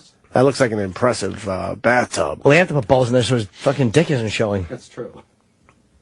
Very impressive. I don't know if I could take a bubble bath at this point in my life. Why? I don't know. It's fucking for a woman's activity. Calgon, take me away, put my little feet up. Guys aren't allowed to relax That's either? how you clean relax, but I blow a load over anus. myself. I'm going to sit in a tub. You got to sit in the tub and relax. I relax in the shower like a man. No. And I do feminine things in bed. Put on thigh highs like a girl. But you're nice. You're a nice tub size. I am a little guy. Thank you, You would Esther. be perfect for most tubs. Esther and I sometimes will have little talks, and she'll hug me and she'll go, "You're such a tub-sized boy." And I'll go, "Thank you." You could even fit in some farmer sinks. You think I'm a man who's slight of frame. You know? You're a tough guy, but Do you ever role play being a baby and being washed? No, I've tried to, and the girls don't go for it. Sometimes, like, when they're sucking my dick, I'll go, and they always say, could you not do that? You're turning me off. There's got to be somebody who liked it. This is a big thing for, like, baby role play. Like, yeah. I don't get it. It's not my thing, but I would do it. There's got to be some barren women out there who would like doing that. Yeah, I probably wouldn't phrase it like that to them. Like, Miss, your woman's a warehouse. Like maybe like an 8-foot tall woman. Yes. And you could be her baby. Rev Run. Yeah, I would do it. I mean, I'm not Good morning, sir. How are you? How are you? What's going on? We were just talking about taking baths. Really? Yeah, because I see nothing. You don't like that? Yeah, I put her You can sit right there. Baby up here. Hello. What's going on, man? We were talking about baths because I enjoy a good bath. You do? I enjoy a good soak. I don't think there's anything wrong with it. Stays in the tub. People don't like it. I can't stay in too long though. Yeah, it can mess you up. My skin gets all pruny. I got to get out of there. Because he was saying, like, I mock him for taking baths. I don't think it's appropriate for men to do a lot of, but he takes a lot of baths, and we saw that you were doing it. So, is that something you do all the? Scarface in the big tub. It's actually not that feminine. It's You know what? Cool. That's a fair. All right, that's a fair point. I didn't think. Yeah, you think you went the wrong route. You forgot Scarface sitting with his cigar, like, you know what? With the cigar, the whole thing. I don't think he was soft at all. So No, you're right. I forgot that about. Look, see. I forgot that about Scarface, and you forgot that he killed people. So we both forgot things. But about that's almost. You were trying to call it soft. But that's almost a swimming pool, though. You were calling it basically kind of soft and feminine, and I was No, just that's a pointing big out jacuzzi. that Yeah, that it's guy a was giant not tub. soft. No, he certainly wasn't. That was my point. All right, fair But you ended every episode Run's house with a little philosophy in a But that's where bathtub. I What's wrong chill. with that? I like the tub. I like the Yeah. jacuzzi. I push the button, the bubbles come, and I'm happy. Right. I pushed Does my. anything else come? No, just the bubbles out the side. The water just moves around the tub. Very nice. Massages some things. Yeah, it just massages my back. I Yeah. have several. Do you ever position the jet stream right over your butthole? No, I don't, No? I'm not into that stuff. I'm just like chilling. At that moment, I'm just kind of relaxed. I'm not thinking about that. Right. Yeah, Right. he's a nice man. He's a man of God. Yeah. Oh, you are a real reverend. Yes, I am. Yes, he is. He's a man of God. That's fine. What made you from it's a big jump from like the kind of your Not for rock stars. Rock stars either become like reverends or yogi, or they go into peace. After running amok, you really find something to center you. was that what's happening? You were kind of going a little bit. Yeah. I was a rock star. Like, and you just, you're looking for God after, basically thinking that you own the world. Like, everybody's screaming all day and, oh my God, and you get kind of lost. So you come down off that high and you're like, wait a minute, there's got to be more to it than, gold albums and stuff. Did you hit like a bottom, like where you were? The bottom was my top. My top was my bottom. So you understand that whole luxury, that whole I'm the greatest, that whole thing is empty. There's an empty place in. You have to think that God is the greatest? I know God is the greatest. But what if you know you're the greatest? Well, God is in me, so he's cool with that. God resides inside of me. So I, being God living in me, we rock together. Do you remember the day you thought you were the greatest? Like, what was going Cover on? of Rolling Stone magazine. They You wrote do it. remember. Yeah, it was the cover of Rolling Stone magazine. They were like, as he sits here, the greatest rapper on the planet Earth or something, how they started it, and it Yeah. felt good. And then that feeling kind of just goes away, and you're like, I need more than this. So my top was my bottom. But most people would want to like recapture that moment. Like a lot of guys in your profession, rock stars, they're like, I wanted want to capture. That's why I have my wife with me. I wanted to just raise my family and find. I'm now into when I sit in a chair, and I'm like, gets no better than this. I'm at gets no better than this because I realize it gets no better than this. Because then you're always looking for better. How Right. can I sell more albums? How can I get more money? How can I? And then you realize. No, I understand all that, but it seems like it's rare that you were able to see through all that, because most guys, my point is, most guys in your position would go, I just need more of that, and I don't care what I do and what I destroy to stay on the cover of Rolling Stone and keep the hit records going. And you were able to say, nah, that's not really gonna keep me happy. I felt like I had seen the mountaintop, and that was it. Like, I knew that the next high if it has to be this over and over, it's not gonna. It's just. I felt that feeling. Yeah. And that feeling was empty. Did people who you knew, because if I went to my friends and said, look, I'm thinking about becoming a reverend, they would not take it well. I wasn't thinking about becoming a reverend. I just went to church. Oh, you just started Went going to church, and in the Pentecostal church, you end up being an usher.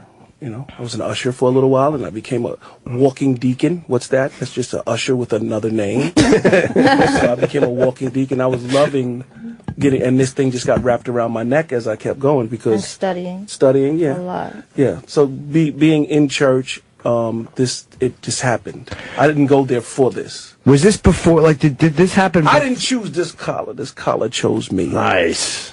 Was this when Jam Master Jay was killed? Was this before or after, or kind of in the? I was in church when it was said to me through a two-way sky pager, and then we just stopped the service for a little bit and we prayed and.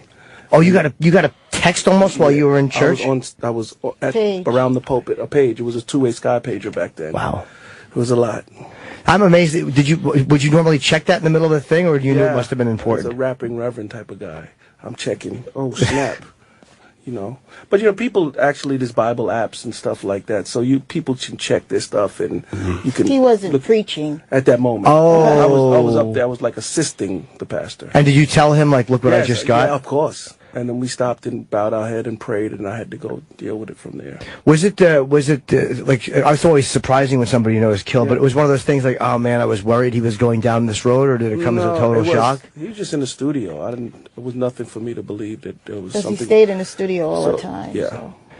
So it wasn't anything that. No, it wasn't nothing he was doing. Oh, okay. We had D.M.C. Yeah, Darryl came in and wow. What did he talk? What a story he has to tell. What song was it that about his life? Yeah, it is a lot.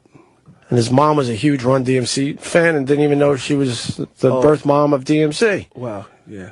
Oh, wow. Isn't that something? She was a huge fan of you guys. He didn't tell me that, so you know something I didn't know. Are you guys still close at all, or do you talk at all? We tour. We went out recently. We performed.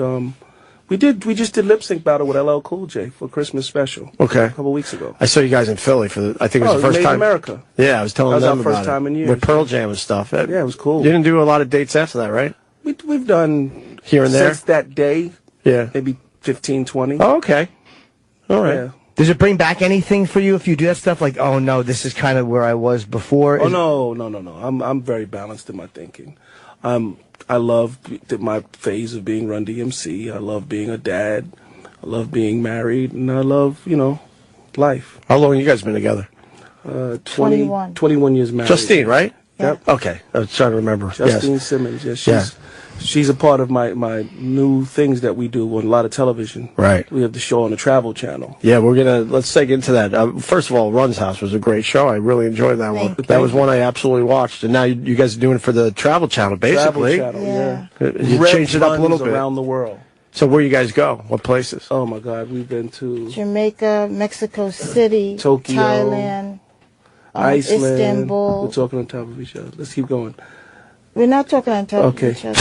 You were going and then I was going, loving right? it. It's like I'd hit a city and you'd hit a place at the same time.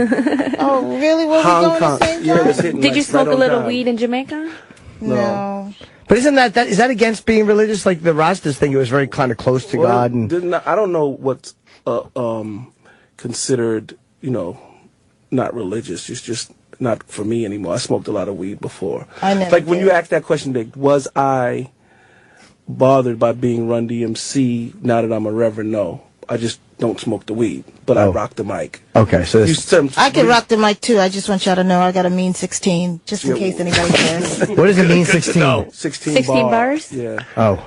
All right. She just Well, give us a little 16 bars. I mean, Okay, so now we're going to right put you on the here, spot. this is what the No? Beatles, All right. actually what you're looking at. Is, Abbey Road. Yes, and that's us walking, well. That's you running across the street because the people get killed there.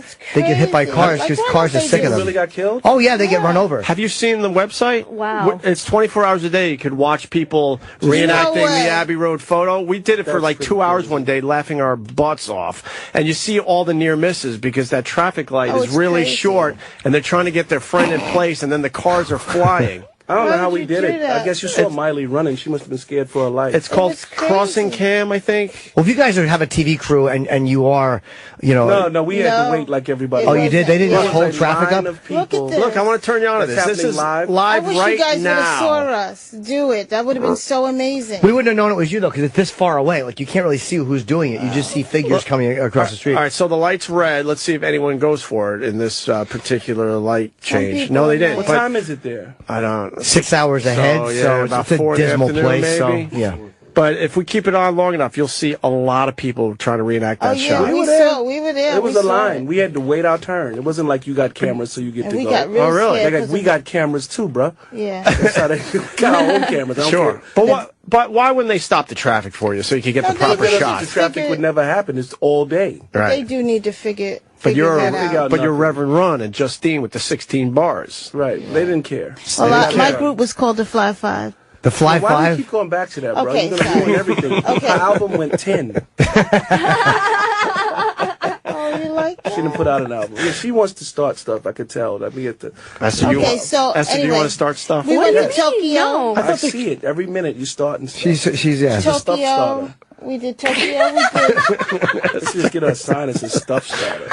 I could feel it all in her. I thought the jacuzzi thing was a good question. Maybe not right off the bat. Maybe try to warm up to the guest a little bit Well, before she you ask didn't about know. the ball bag Number and the one, jacuzzi she didn't thing. know that he was a real reverend. Right. So that's number one. Yeah. I think she's. 16 bars. I do want to know, though, is that means you can sing or you've written a song? I just don't know what the term means. Well, usually it's like a rap.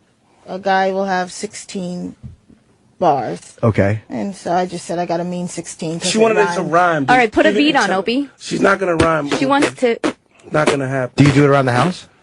No, I stop her every time. Like, this conversation should not be going here. We have a television show. We on went to Travel Rio. Channel.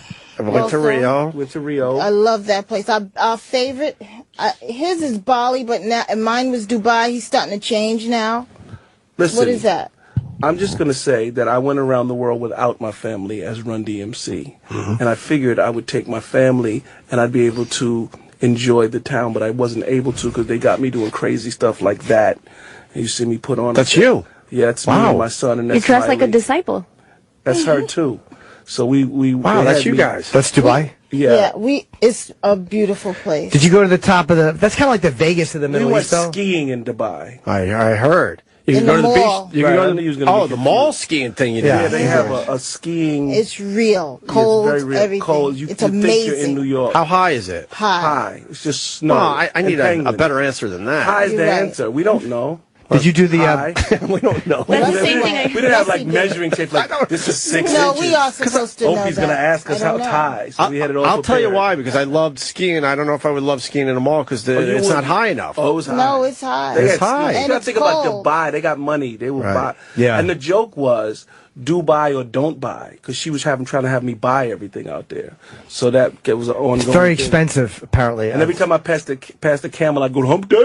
There's Yeah, a lot we of went- stuff going on. Yeah, we went. I was that around was camels. annoying. I said that so much. The cameraman was now going, Hump Day. Guess what day it is? Why would they that were- bother the cameraman? I would have enjoyed that every time. All right. No, he said it so. It was like annoying. I'm a big Run-D.M.C. fan, though. I would have sorry. enjoyed it every Okay. time. Is this is inside the mall I'm looking at? So it looks like it's as Yes. big as Giant Stadium because they showed it outside. Yeah. This is Look how it's inside? going up. Yeah. Yes. That's a big mall. It's at least 3 stories. Wow. And guess what? The next day we went to the desert and was on camels.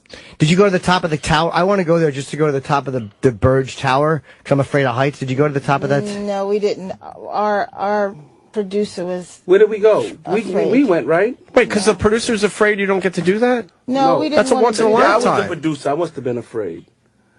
Well, you know what I mean. You wouldn't go to the top of that? I don't know. We went camel riding. We went skiing. In we Dubai? went, yeah, I know and we that. also went and got jewelry. Yeah. She tried to buy the whole store. Oh my gosh! I didn't allow it. What was that called? The gold. Don't bring it up. Gold soup. Look up the word gold soup. This guy on the computer, I want him for my house. He can Me just like, too. I need help. And the fans would love it if you had him for your house.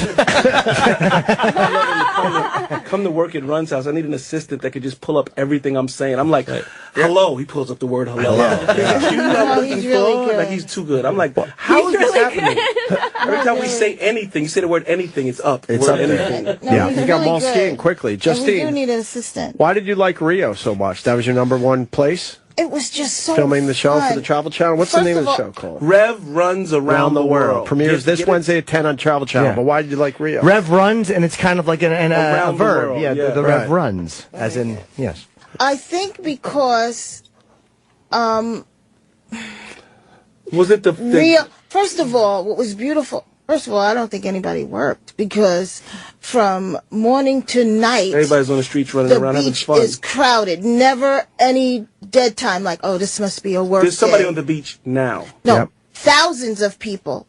Man. But it seems like almost like just a vacation place. Like people don't live there or something because it's just all fun. And You're thinking that everybody's that there on was vacation. crazy. I've gone Thailand. Rio. So I went to high. 3 times, but not during our winter. I think I went during our summer, which is kind of the winter in Rio, so it was a little cheaper. I went with some friends, and Did you have fun? we certainly did. We didn't see a whole lot of the outside. I mean, we did not behave Okay, I get it. properly, but it was still nice to be down It's there. proper for you. You know what you came to do. Yes, I did accomplish my goal. Numerous times. How many times? Yeah, a lot. Yeah. Well, Thailand was amazing as well. I loved but it was too hot for me. Thailand was too hot. But very beautiful. Very beautiful. Now, this me in Iceland. This Mad is my as husband can very be. upset. All right, tell me about Iceland. I hear Love- great things First about of all, Iceland. the water was I want to cold. go. I That want was to the go coldest. Look at my son's head just down and with a New York hat crying. Well, you're, back. He was not crying. but you're on a speedboat, and he doesn't have the proper winter... We're whale watching. in Oh, whale Iceland. watching. Did you see any? Lots. Yes. Minke whales and all type of stuff. Oh, honey. I remember stuff. Did you get to pet the whales? Pet the Minke whales, and we ride tuk-tuks in Thailand. You know what a tuk-tuk is? I do not. What's a tuk-tuk? It's like a cab, but the guy's like pedaling a boat. Oh, well, it's like the Like guys a we got in rickshaw? New York. Oh, no. It's Google Polish. Yeah. it, We got that in New York TUK. now. I know the Yeah, thing we me need up too. there is not up there. We need tuk-tuk, and it's not and nowhere to be found. Yeah. What about Tuk-tuk Thailand? But go ahead. what Iceland? Tell me more about Iceland. I Okay, hear amazing listen, things about this place. If you want to go there, I would go. I pray my husband would want to go back. Number one, There goes the tuk-tuk. that's the tuk-tuk. Hi, tuk-tuk. There it is. But anyway, I would love for us to go back there. I had a good time. Number Why we one, gotta the go Blue back? Lagoon.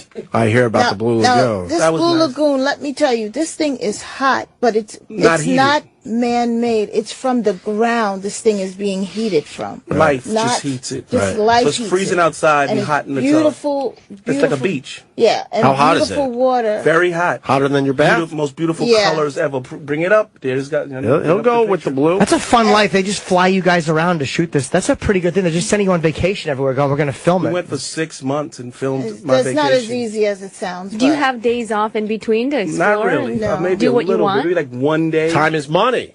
Yeah, we were out. That's We how went they- around the Do you world. get a massage in Thailand or anything? Yes, on camera. Oh, boy. Oh, What are you that's the getting at, worst. Not Esther doing Ku? it. It's not on camera. On camera, it's It's no not good. as relaxing. No, it's Right? not at all. But Yeah. but they did let us stay, and they left with the cameras. Like finish it off. We'll see you Oh, outside. nice. They Don't waited. say they let you. was Don't say like- finish it off. You're a Rev. Yeah, Finish it off. Don't say the finish it massage. off. Whatever. yeah, it's probably. Well, our ideas of Look at finishing it this off. water. Look at the And this blue water. whatever. Look at the water, man. That's amazing. That's an amazing But color that's blue. the real blue. Like And they took that stuff on her face is from like right off the side the of side of the. It's a nothing mask. It's just mud. Yeah, but it's white It's mud. a white mud that And it is makes your supposed Isn't it face- volcanic ash or something I Whatever it is, heard? it Or makes you, something? it makes your skin better. And then when No, you go not inside, they that. sell it. Really? We've gathered it from the side, and we sell it to you. Don't say we. You're not down with that. What are you? We. Everything's me. I'm talking about myself. Oh. Self-centered. Are you self-centered? No, but I'm Yeah. saying when I speak in terms of... Is he? Yeah, she. Can we sample and sell that laugh? Yeah. I sell it as a ringtone on iTunes. Really? It's called Cool Laugh for $1.29. That is loud. Do your kids... I so believed her. Is that real? Oh yeah. Yeah. It's real. Probably. I was beaten as a child. Yeah, Yes. she's got problems. I have a lot of She's things got to problems. to get out of me.